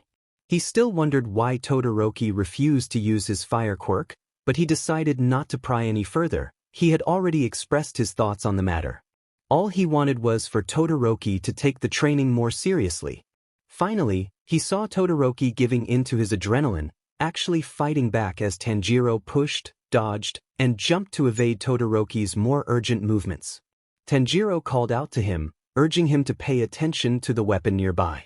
But before he could finish, Todoroki shifted his footing, and Tanjiro launched himself forward just as Todoroki pushed himself backward. With arms outstretched, Tanjiro aimed to take Todoroki down, but he was caught off guard when the icy floor beneath him transformed into a shallow puddle of water. Todoroki had slid his foot back on the ice, melting it quickly with his quirk before lunging forward. He slipped under Tanjiro's raised arm and disappeared into the wall of mist in front of him. Tanjiro barely had time to react before he face-planted into the wet floor, exclaiming in surprise at the cold. He quickly pushed himself up, pulling away the now freezing fabric that clung to his torso. This was unexpected. Tanjiro took a proud breath as he adjusted himself, plopping down onto the ice floor and glancing behind him. The mist soon cleared, revealing Todoroki standing beside the massive fake nuclear weapon, breathing heavily, with a large portion of his neck covered in ice cascading down his arm. Tanjiro's attention, however, was drawn to the charred rubber soles of his boots. After the match concluded, Tanjiro and Ojiro faced off against Todoroki and Shoji. All Might reviewed the events of the match, naming Todoroki Shoto as the MVP, which was hardly surprising. YN's voice, softer than usual, broke through Tanjiro's thoughts as she helped him dry his hair. He leaned down slightly so she could wipe his hair while he wrapped himself in a fluffy towel provided by Yayoro Zumomo. She asked why he seemed more fired up than usual. Tanjiro laughed, removing the towel from his head and catching YN's deadpan expression, which only made him laugh harder. He apologized, explaining that he had been feeling guilty. YN immediately understood, and he continued, expressing his frustration about how they were the ones who had inadvertently caused the demons to return. His frown deepened, and YN mirrored his concern as he voiced his worries about the heroes who weren't taking their responsibilities seriously.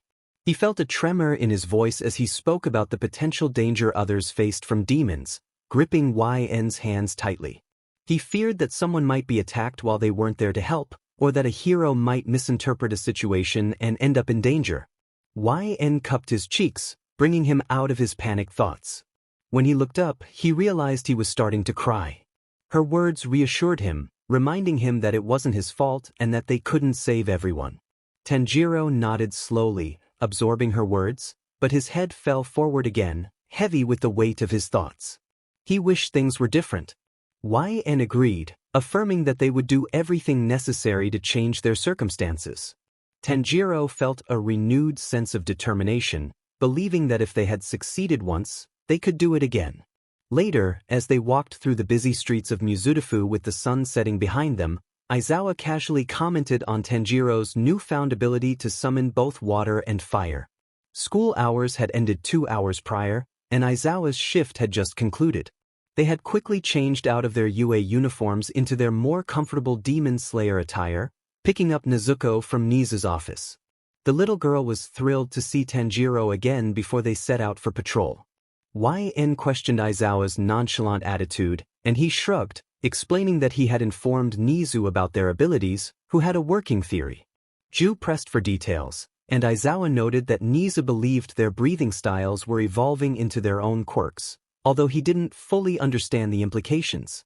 Tanjiro wished for a more detailed explanation, but Aizawa admitted he was just relaying Nizu's thoughts.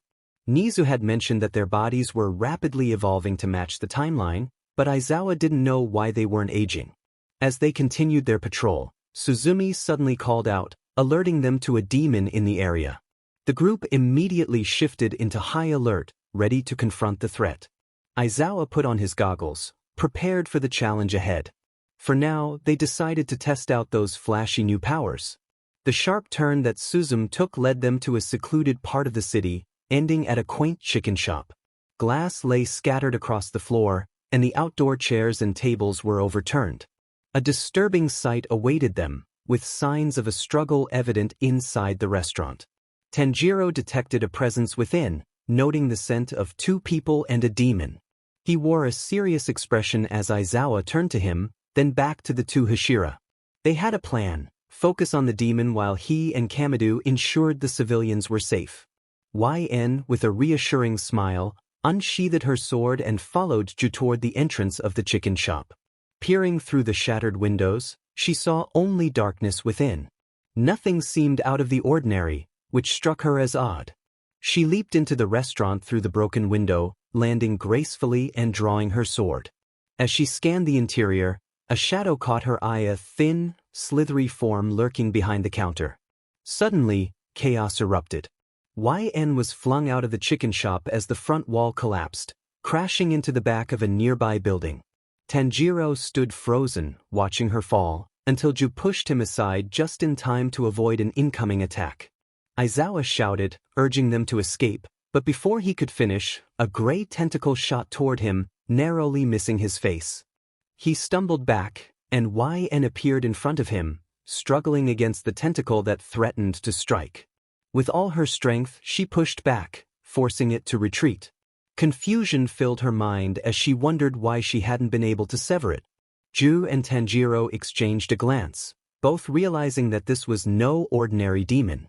The creature emerged, its body suspended by 6 tentacles that resembled spiky tails. It glared down at them with bloodshot eyes, its appearance sickly and unsettling.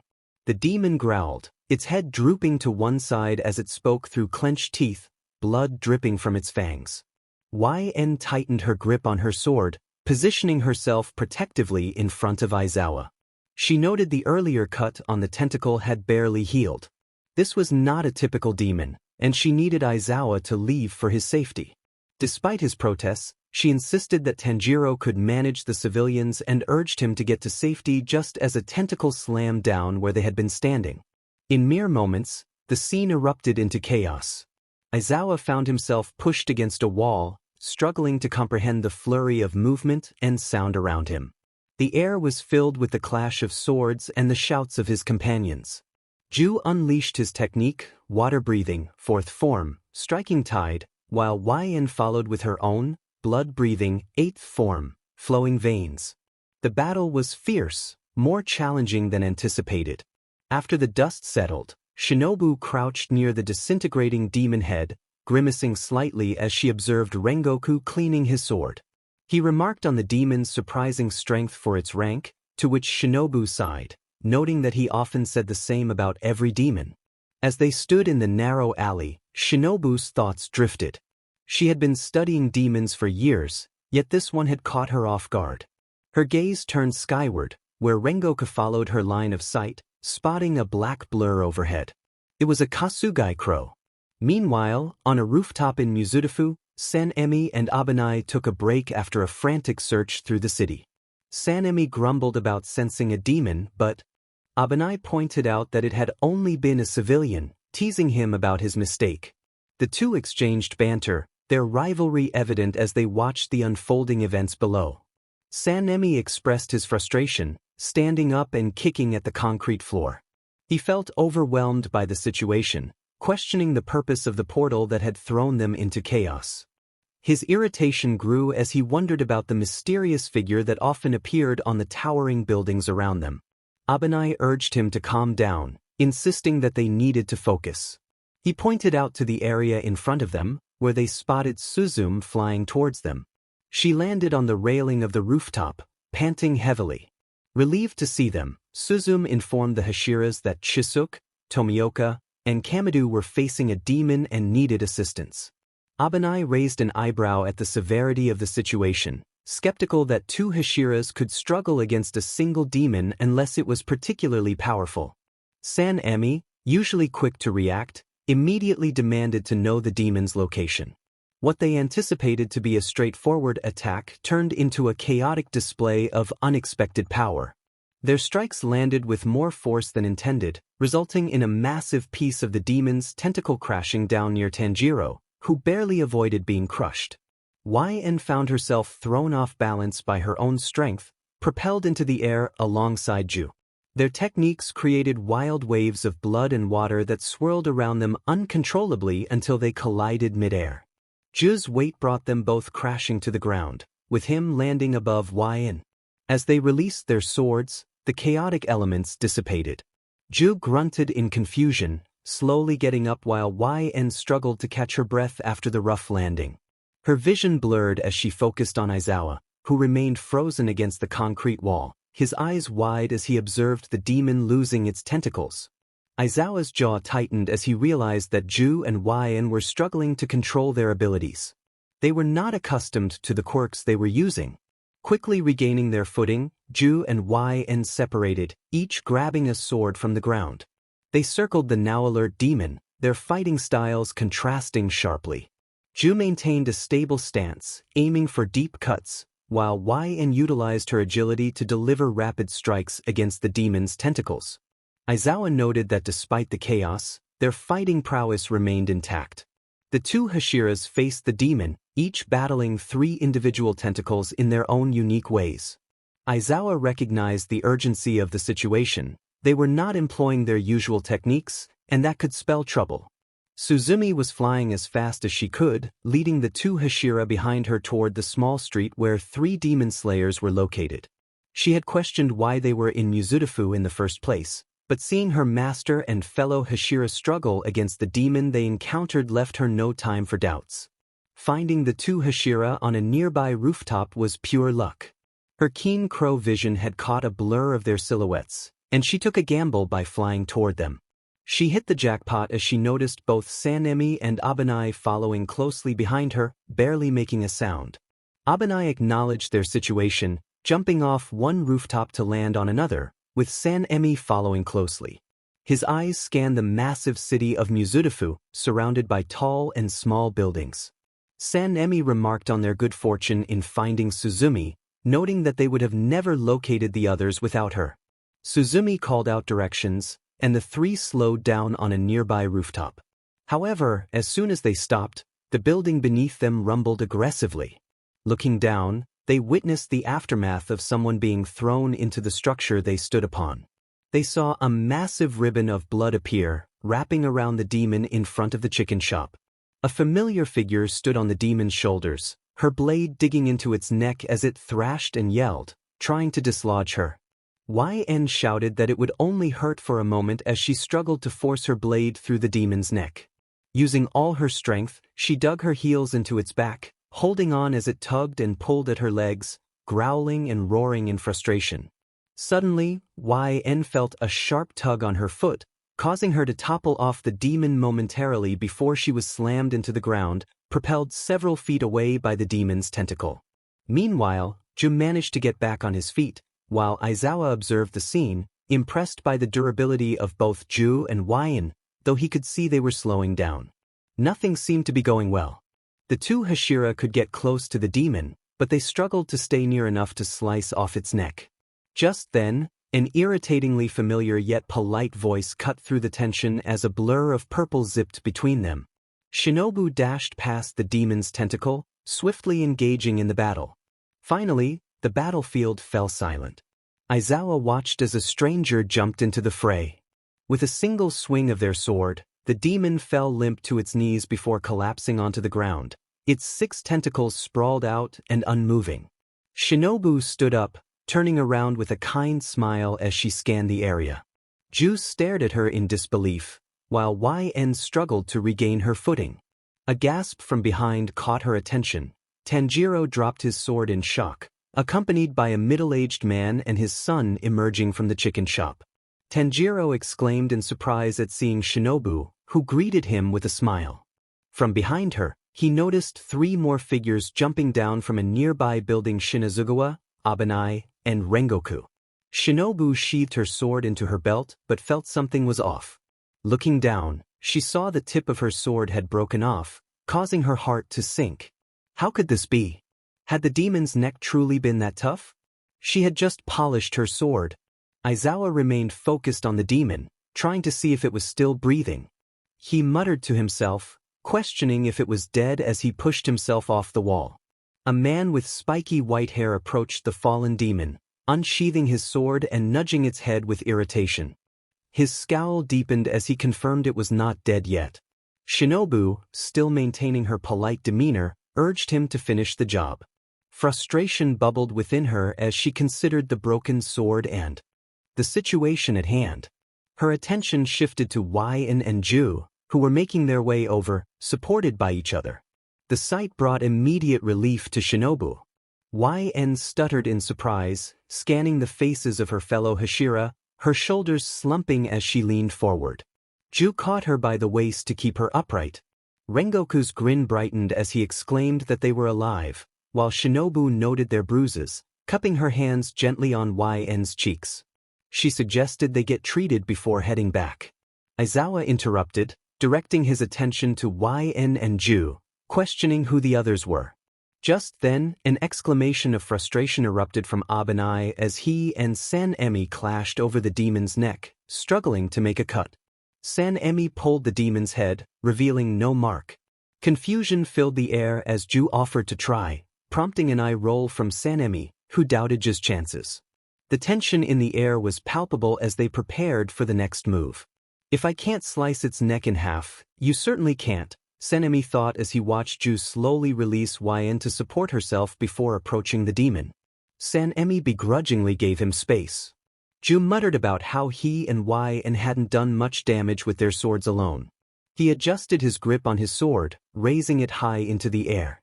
They had managed to sever a tentacle when they used their techniques. YN realized what he meant, and so did Aizawa. Aizawa's brows furrowed as he considered the implications of their new quirks making them stronger. As Ju activated one of his techniques, a massive wave of water surged from his sword, pushing down onto the demon's neck. It was an uncontrolled movement, nearly causing Ju to lose his balance. But once the technique concluded and the water cleared, it was evident that it had worked, as the demon faded into ashes. After the chaos in the small street, Aizawa managed to convince the 3 new demon slayers to return with him to his apartment, cutting their patrol short for the night. Now, everyone was lounging in Aizawa's living room, catching up on recent events that sounded more unbelievable than they realized. Abanai squinted at Aizawa, leaning on the back of the couch, his bandaged face revealing his discontent. Aizawa mirrored Abanai's irritation, scowling back. He hadn't expected the other Hashiras to behave this way. How unfortunate to encounter two of the ruder ones. Shinobu chimed in, looking up from bandaging YN's arm. She noted the architecture and the strange rectangles people were holding as they walked down the streets, along with the more modern carriages.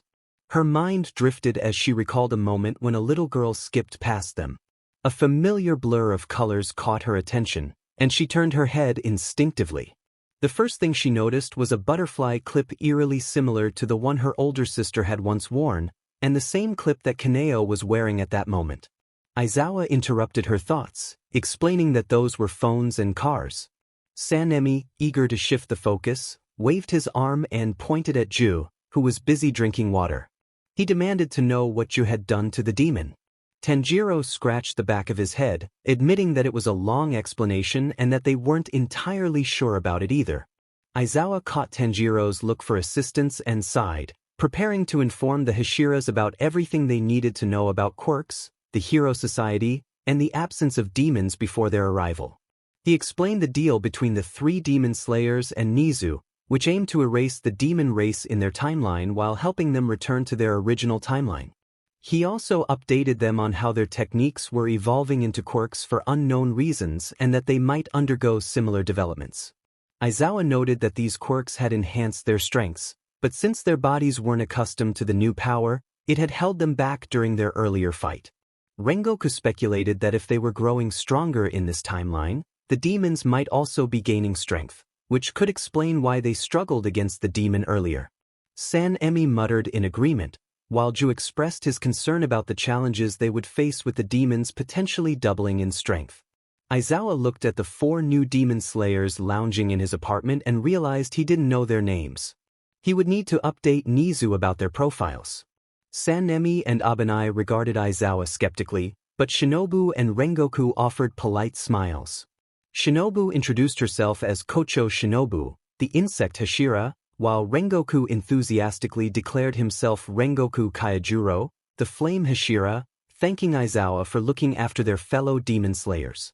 With a nudge from YN, Sanemi clicked his tongue and rolled his eyes, introducing himself as Shinazugawa Sanemi, the wind Hashira, and gesturing to Abanai, the serpent Hashira. Aizawa nodded as he noted their names on his phone, already feeling the strain of having 8 people in one apartment. He would need to discuss this with Nizu. Putting his phone away, Aizawa instructed YN Ju and Tanjiro to show the others to the guest bedroom, which would be cramped. He mentioned he would go prepare dinner, feeling the weight of cooking for 8 people. YN gestured for the others to follow her, while Tanjiro headed to Aizawa's room to grab extra mattresses. Ju paused before Aizawa, offering to help with dinner, which Aizawa accepted without hesitation. Hollow footsteps echoed through a small alleyway as heels struck the shattered concrete floor. A deep voice remarked on another life lost. Their figure barely distinguishable from the dark, blending into the night of Musutafu. A brief silence filled the air before a person behind him clicked their tongue, followed by vigorous scratching sounds. The rough voice repeated, expressing disappointment over the situation, the scratching growing more aggressive. That one had just been newly turned, and the voice continued, lamenting the number of fallen in just a few days. The man mentioned how someone had claimed these beings were unkillable, yet here they were, defeated. The calmer companion called out to him, but he was interrupted by a quiet laugh. Realization dawned as he understood what his companion was referring to. The voice continued, noting that the only ones capable of dealing with these demons had arrived. The scratching ceased, replaced by small laughs of realization. With newfound sense of intrigue, he suggested they move on, declaring that the game had become all the more interesting. The following day, Aizawa found himself caught in a large crowd forming in front of the UA gates. People jostled each other, wielding massive cameras, microphones, and radios. His day took a turn for the worse as he recognized the group of people, the media. He noticed some of his students being surrounded by reporters, who bombarded them with questions. Abanai expressed his irritation, wondering what was happening as Aizawa led them through the throng. Rengoku fell in step beside Sanemi, who glared at the reporters attempting to approach them. Rengoku urged Aizawa to clear the crowd, but Aizawa chose to ignore him. He figured the reporters would disperse once they realized All Might was not on duty that day. Just then, a woman in a blue suit approached him with a weary expression, microphone in hand. She inquired about All Might, prompting Aizawa to pause for a moment. After taking a deep breath, he sighed heavily and addressed her, stating that All Might was not available and that they were disturbing classes. He waved his hand dismissively, urging her to leave. With that, Aizawa quickened his pace, maintaining his tired demeanor as they hurried past the gate. The Hashiras followed closely behind, pushing through the reporters. The crowd continued to shout questions, expressing their desire to speak with All Might and commenting on Aizawa's appearance. Aizawa couldn't help but think about how All Might managed to work as a hero amidst all this chaos. His mood soured further as he walked, feeling the presence of the Hashira behind him. Shinobu glanced back at the reporters, still curious about the commotion. She asked Aizawa about All Might, her gaze fixed on the crowd. San-Emi, clearly annoyed, suggested they just give the reporters what they wanted. Aizawa attempted to explain that All Might was not there, but suddenly, a loud ringing echoed from the gates. The ground vibrated beneath them as massive metal walls rose from the ground, closing off the gates and sealing the campus from the reporters. San-Emi jumped back, startled by the sudden appearance of the barriers. The commotion caused their group to pause momentarily, and Aizawa let out another heavy sigh, wishing for a moment of peace. He explained that the UA barrier was a security measure to prevent unauthorized entry, activated when someone without a student ID or pass attempted to enter. Shinobu asked why they weren't blocked out, and Aizawa replied that Nizu had anticipated their arrival as visitors. His words unintentionally created an uneasy feeling among the Hashiras, as they were unaware that Nizu was simply the bear-like principal of the school. Meanwhile, Ju sat in classroom 1A, supposedly fulfilling his duties as a teacher's assistant, but he was mostly lost in thought about the previous day's events. He reflected on San-Emi, whom many Hashiras considered his equal in strength. Despite his own doubts, Ju had not anticipated San-Emi struggling with a simple task, nor did he expect that his technique now referred to as a quirk would be the key to overcoming the challenge. He could still feel the lingering vibrations in his hands, which occupied his mind. Aizawa had entrusted him with the responsibility of having the class select a representative. However, Ju had not conducted any formal nominations or provided much explanation beyond a simple directive. As a result, the class erupted into a flurry of self-nominations. Students clamored to be chosen, each vying for the role. Ida Tenya, with his booming voice, cut through the noise, emphasizing the seriousness of the position and the need for a true leader. He argued for a democratic election, raising his hand high above the rest, drawing the class's attention. In another part of the school, Nizu observed the 4 Hashiras filling out a form he had provided, half joking about Aizawa's need for more teachers' assistants. Aizawa clarified that he wasn't asking for more help. Nizu's cheerful voice interrupted him as he took a closer look at the Hashiras. Shinobu, the most polite and the only female among them, exuded confidence despite her small stature. Rengoku, the flame Hashira, was equally polite but had a voice that could carry across the campus. San-Emi, on the other hand, appeared perpetually angry as he struggled to fill out the paperwork. The wind Hashira. Abanai had remained mostly silent, his intense glare often matching San-Emi's. He sat quietly, listening as the serpent Hashira. 4 of the 10 Hashiras had come to Aizawa's aid, leaving him uncertain about their sudden appearance. However, he felt reassured that the book he had been reading, titled Perfection, was accurate enough. His beady eyes were fixed on San-Emi, too focused on the writing tool to notice Nizu's gaze. One of the survivors, the wind user the wind Hashira. Despite lacking physical confirmation that the book series was indeed accurate, Nizu clung to it as his only source of information. As he observed the 4 Hashiras filling out their individual forms, one thought crossed his mind. He needed to find the author of this book series. After homeroom, lunchtime arrived. The class had already elected their class representative and deputy. Midoriya Izuku was chosen as the class representative, with Momo Yaoyorozu taking the deputy position. Although Yaoyorozu and Tanjiro had tied in votes, Tanjiro graciously gave the deputy spot to Yaoyorozu, feeling overwhelmed with his own responsibilities. He didn't share this reason with the class. Tanjiro sighed in relief, feeling he had narrowly escaped a burden. He smiled lightly as he carried his tray of food through the cafeteria. Beside him, YN laughed at his comment, suggesting he would have made a great class deputy, although she was unsure of what the role entailed. Their conversation flowed comfortably until Tanjiro felt a hard shove against his shoulder, nearly causing him to spill his drink. YN quickly steadied his tray and turned to glare at the culprit Katsuki Bakugu.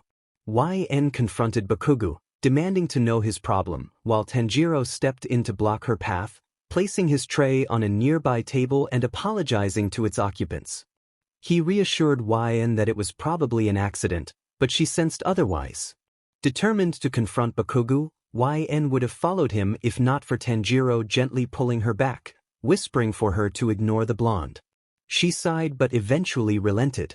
Tanjiro grinned as he released her, turning to retrieve his tray and thanking the table's occupants before facing YN again. She sighed, indicating that she would have something to say to Bakugu next time. Bakugu watched the two walk away, irritation bubbling within him.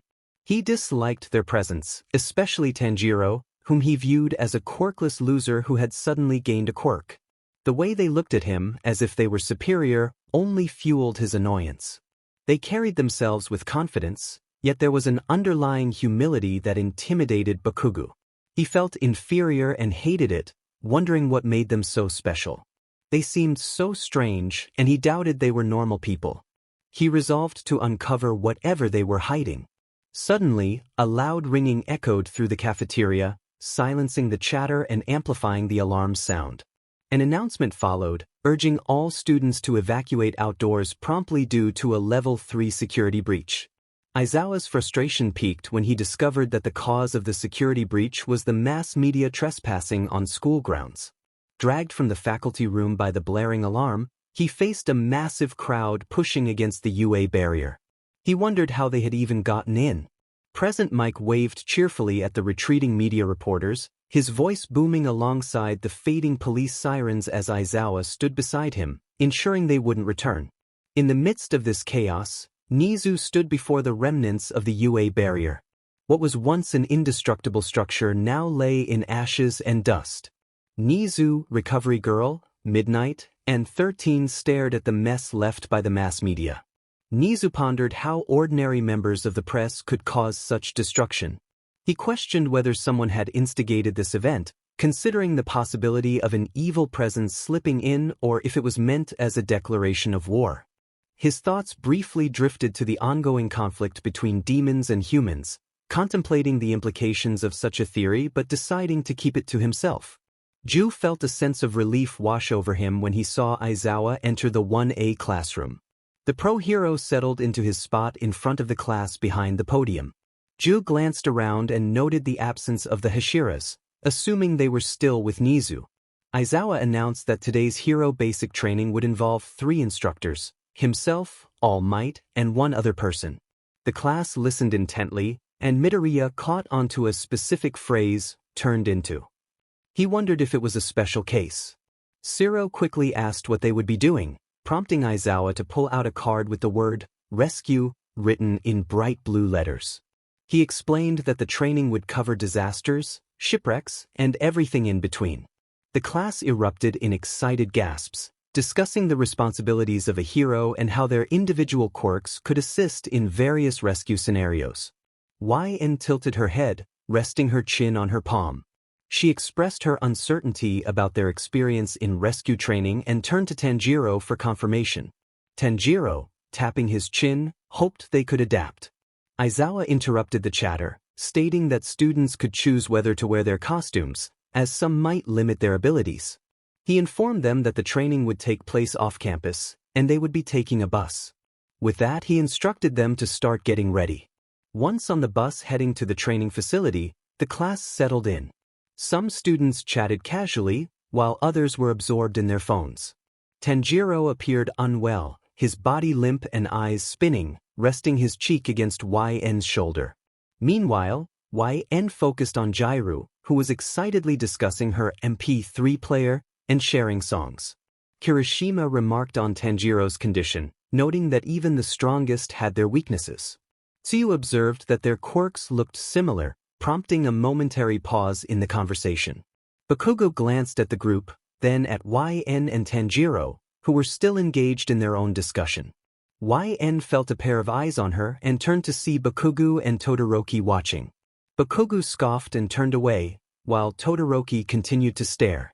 YN decided to ignore the attention and focused back on the front of the bus. Ju, sitting beside Aizawa in the front, asked about the earlier incident on campus. Aizawa explained that it was just the media trying to break in. Ju expressed concern about sensing a presence during lunch, prompting Aizawa to ask if it was a demon. Upon arriving at the training facility, the class was greeted by Pro Hero 13, who welcomed them with enthusiasm. The students gasped in excitement and quickly followed 13 inside. Ju was about to join them when Aizawa called him back, informing him that Nizu had been notified about his earlier concerns and that the Hashiras were already patrolling the area. Ju felt reassured and followed Aizawa inside. Inside the training facility, they encountered several areas arranged in a circle around a large fountain. Each area represented different scenarios: a suburban setting with broken buildings, a rocky mountain, a giant red tent with fire designs, a massive lake with a slide, and a blue tent adorned with cloud patterns. The students immediately likened it to an amusement park. 13 explained that the training ground, called the Unforeseen Simulation Joint, was designed to simulate various accidents and disasters. Aizawa inquired about All Might's whereabouts as he approached 13, with Ju trailing behind. Aizawa scanned the area, searching for a tall blonde man in a striking blue and red costume. He couldn't be that difficult to find. He was supposed to meet them here. 13 approached Aizawa, glancing at Ju before gently nudging Aizawa aside. They explained that the hero had been busy with other duties and had ended up resting in the lounge. Aizawa's brow twitched slightly at this news, but he quickly turned to Ju, indicating that he would have to fill in for All Might for the time being. They needed to get started. 13 appeared momentarily stunned by the decision to entrust Ju with such an important role. However, they felt it was best not to argue in front of the teenager. They took a breath and began to address the group. Before starting, 13 emphasized the importance of their quirks. They explained that their own quirk, Black Hole, could absorb anything and turn it to dust, a power that could be deadly. Many students perked up at this serious turn of the conversation. 13 reminded them that while quirks were regulated in their society, some could still be lethal with just a single misstep. This class was meant to be a fresh start. 13 encouraged everyone to learn how to use their quirks to save lives, stressing that their powers were meant for helping others, not harming them. After concluding their speech, 13 bowed, earning applause from the students. Aizawa was about to begin the lesson when he noticed Ju stiffen beside him.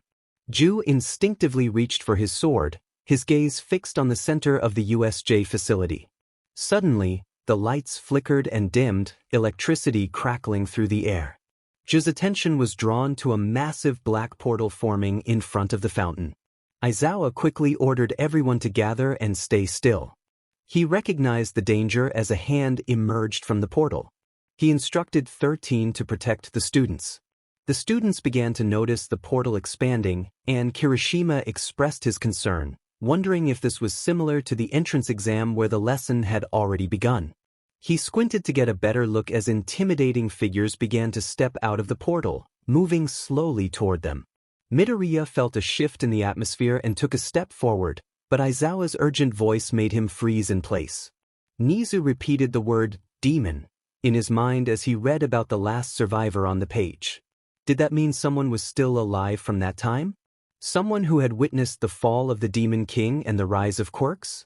Slowly, Nizu closed the book, his mind racing, though his expression remained calm as he knitted his paws together. He stared up at the dark ceiling of his office, contemplating. Perhaps it was time to stop reading for the day. He glanced at his watch. 1:15 a.m. He had been researching for 8 hours already. Yes, that was enough, he thought, smiling and nodding to himself. The idea of someone from the Taisho era still being alive seemed far-fetched. If it was a demon, it could be possible, but would someone who had endured so much still want to live? He shook his head, realizing his thoughts were wandering again. It was a tough life to be so intelligent. The mind was always active, and it felt like a struggle. Maybe he would consider it later, but for now, he would keep the possibility of a demon still being alive to himself. After all, it was only a 33.3% chance that the information could be false, leading everyone on a wild goose chase. Or perhaps the information was true, but the demon could have long since perished due to a traumatic life. Or, the demon could still be alive to this very day. Nizu huffed to himself, shaking his head. He reminded himself that they would get there when they eventually got there. A group of villains appeared, led by a man with pale blue hair and a gray hand covering various parts of his body. He stepped out of a portal, followed by a giant creature that towered over everyone nearby. The teacher's schedule had indicated that All Might was supposed to be present, but he was nowhere to be found. The man expressed his frustration, wondering why he had gone through the trouble of gathering a crowd only for a newcomer to take All Might's place. He lamented the absence of the symbol of peace, contemplating whether All Might would show up if they harmed some students. The students were in shock, unable to comprehend how villains could infiltrate a facility protected by heroes. Yaoyorozu pushed through her classmates to speak with 13, questioning the effectiveness of the trespasser sensors. 13's voice trailed off, realizing that the sensors were not working. Todoroki noted that if the sensors were unresponsive, it likely meant someone with a quirk was interfering. As the gravity of the situation settled in, Aizawa took charge, instructing 13 to start the evacuation and to try contacting the school. He speculated that the villains had someone with radio wave-type powers disrupting communications. Midoriya voiced his concern, questioning Aizawa's safety as more villains approached. Aizawa donned his goggles, asserting that a hero must be versatile. Ju suddenly interrupted, shaking his head and repeating that Aizawa couldn't proceed alone. He hoped Aizawa would understand his unspoken message as he tightened his grip on his sword. Ju sensed that these were not just ordinary villains, and he hoped Aizawa could read his thoughts. Aizawa nodded, albeit hesitantly, and instructed Ju to join him. 13 blinked in surprise at Aizawa's decision, but Aizawa assured them that Ju knew what he was doing. As Ju prepared to face the expanding group of villains, he instructed Aizawa to focus on the task at hand. He caught sight of YN and Tanjiro at the back of the group, silently indicating that they would handle the students. They nodded back with determination. With a rush of air, Ju launched himself off the edge of the platform, sheathing his sword mid-air as he locked eyes on a demon among the villains. A nearby villain shouted for the shooting squad to prepare as they noticed Ju descending, followed closely by Aizawa. Another villain questioned their intel, surprised that All Might was absent and that these newcomers had appeared instead. Ju felt a surge of determination as he and Aizawa faced the villains. Aizawa's quirk rendered their opponents' abilities useless, causing confusion among the attackers. With a swift motion, Aizawa wrapped bandages around the villains, lifting them into the air before bringing them crashing down, knocking them out in one decisive move. As he landed amidst the fallen foes, Aizawa noticed a villain charging at him with wild eyes, a demon among them. Ju called out to Aizawa, crouching low as he launched himself into the air. He swung his sword, sending a wave of water that pushed past the demon, but it also lodged his blade into the concrete floor. Ju's eyes widened in surprise as he struggled to free his weapon. Aizawa, quick on his feet, kicked an approaching villain away, giving Ju the moment he needed to pull his sword from the cracked ground. Stumbling back, he found himself back-to-back with Aizawa, both standing firm against the encircling villains. One of the villains expressed disbelief at the duo's strength, realizing they were aware of the demons. Another villain shouted orders, urging their group to overwhelm the two heroes. From a distance, a man with pale blue hair observed the scene, intrigued by the duo. Fighting valiantly against the villains. He recognized one of them as Tomioka Ju, a student assistant to a class teacher. The man, Shigaraki, scowled at the sight of Ju fighting alongside a pro-hero, feeling a mix of frustration and disdain for heroes in general. Meanwhile, Tanjiro rushed alongside his classmates, urging them to move toward the exit of the facility. He paused to count heads, realizing 2 students were missing. His heart raced as he spotted YN standing at the edge of the platform, Midoriya by her side. YN expressed her concern for Ju, watching the battle unfold. Midoriya, impressed by their resilience, joined her in observing the fight. Tanjiro called out to them, reminding them that they needed to keep moving. The trio shared a moment of understanding before Tanjiro and YN began to run toward their classmates. Tanjiro quietly asked YN about Ju's condition, and she replied that he was struggling to maintain control over his quirk. They both agreed that Ju would need their support soon. Just as they approached the exit, a dark portal appeared, blocking their path. A deep voice emerged from it, declaring that they would not be allowed to leave. The portal introduced itself as the League of Villains, revealing their intention to confront All Might. As the portal expanded, students instinctively took defensive stances, readying themselves for a fight. Just then, Kirishima and Bakugo charged toward the portal, but their bold move triggered a massive explosion, engulfing the group in a cloud of smoke. As the smoke began to clear, the silhouette of the portal man became clearer, revealing a figure that seemed to embody the void itself. 13, positioned at the front, prepared to activate their quirk to protect the students. However, tendrils of darkness surrounded them, and the portal man proclaimed his intent to scatter and torment them. The students braced themselves as the dark void threatened to consume them, determined to stand their ground against the overwhelming force. All they could see were blurry figures of their classmates before their vision was consumed by darkness. YN called out for Tanjiro, her voice trembling as she felt her chest tighten. She reached out, trying to grasp anything around her, but found nothing. Tanjiro's voice echoed back to her, sounding as if he were far away, despite having been right beside her moments before. Suddenly, a distant voice called out, and YN recognized it as Ida's. It was the last thing she heard before everything faded away, and she felt as though she were falling. All Might, the current symbol of peace, sat in the middle of a couch in the staff lounge, feeling deflated. No longer the tall and imposing figure he had once been, he was now just a frail old man in a suit that was 2 sizes too big. Toshinori Yagi, the true identity of Musutafu's symbol of peace, felt a wave of anxiety as his phone repeated the same message. The number you have dialed is not in service, or has been temporarily disconnected. He couldn't reach Aizawa or 13. He wanted to follow them, to go after them, but after the incident that morning with all the civilians needing help, he had no choice but to remain in the lounge until his body could recover enough to transform back into his all-might form for a sufficient amount of time. As he pondered, the door suddenly slammed open, causing Toshinori to instinctively shift into his all-might form. He coughed slightly before deflating back into his Toshinori state upon realizing who had barged in. Sanemi stormed in, clearly frustrated, with Abanai beside him wearing a similar expression. Rengoku and Shinobu followed closely, the latter giving the two a disapproving look as she held the door open for Nizu to enter with them. Rengoku, in his usual loud voice, expressed his confusion. He tapped his chin while looking up at the ceiling, questioning whether they were truly expected to teach alongside the staff when they had not had the privilege of higher education like the students. Sanemi, clearly agitated, stomped his foot and exclaimed about the demons running rampant in the city, insisting that they wouldn't have time to deal with them if they were stuck playing teachers. Toshinori watched in disbelief as the Hashiras interacted with Nizu, noting how one was even raising his voice at him. It was a stark contrast to how he usually approached Nizu, often starting with a compliment about his well-groomed fur.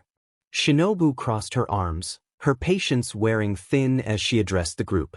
She reminded them that they were not becoming full teacher's assistants but were merely keeping their identities concealed. Nizu nodded beside her, maintaining a taut smile, and she added that her sword was being prepared, which would be prioritized if they were to assist in teaching. Before another argument could erupt, Nizu raised his paw, reminding everyone that it was just a proposal. He noted that they were still unaware of the full situation regarding the demons. Nizu reassured them that UA prided itself on being flexible, and any sudden changes could be adapted quickly. He approached the area with the couches, where All Might was sitting, causing Tashinori to tense up momentarily. He invited everyone to join him for tea, emphasizing that All Might was a fellow staff member. Meanwhile, YN found herself in a frustrating situation. She could barely break into a sprint before being blocked by a large wall in a dark, enclosed space that felt like a maze of a collapsed building. The darkness was suffocating, and she felt her sanity slipping away. Frustrated with the portals, villains, and quirks, she muttered light curses under her breath. Opting to walk instead of run, she sought a way toward the sounds of fighting echoing through the walls, which grew louder as she approached. She stood behind a wall that separated her from the chaos of battle. Normally, she would break through, but given the state of the building, doing so could cause further collapse. Just then, the wall burst apart, and a person crashed through, barely missing her as she stepped aside. Recognizing the familiar faces, she called out to Chisuke and Bakugo, who were in the midst of the fight. Kirishima, grinning, waved at her while pummeling a villain into the ground. Bakugo glared at her, demanding to know where she had been. YN, placing her hands on her hips, pushed past Bakugo, explaining that she had been trapped in the building. She insisted they find a way out, and Kirishima echoed her sentiment.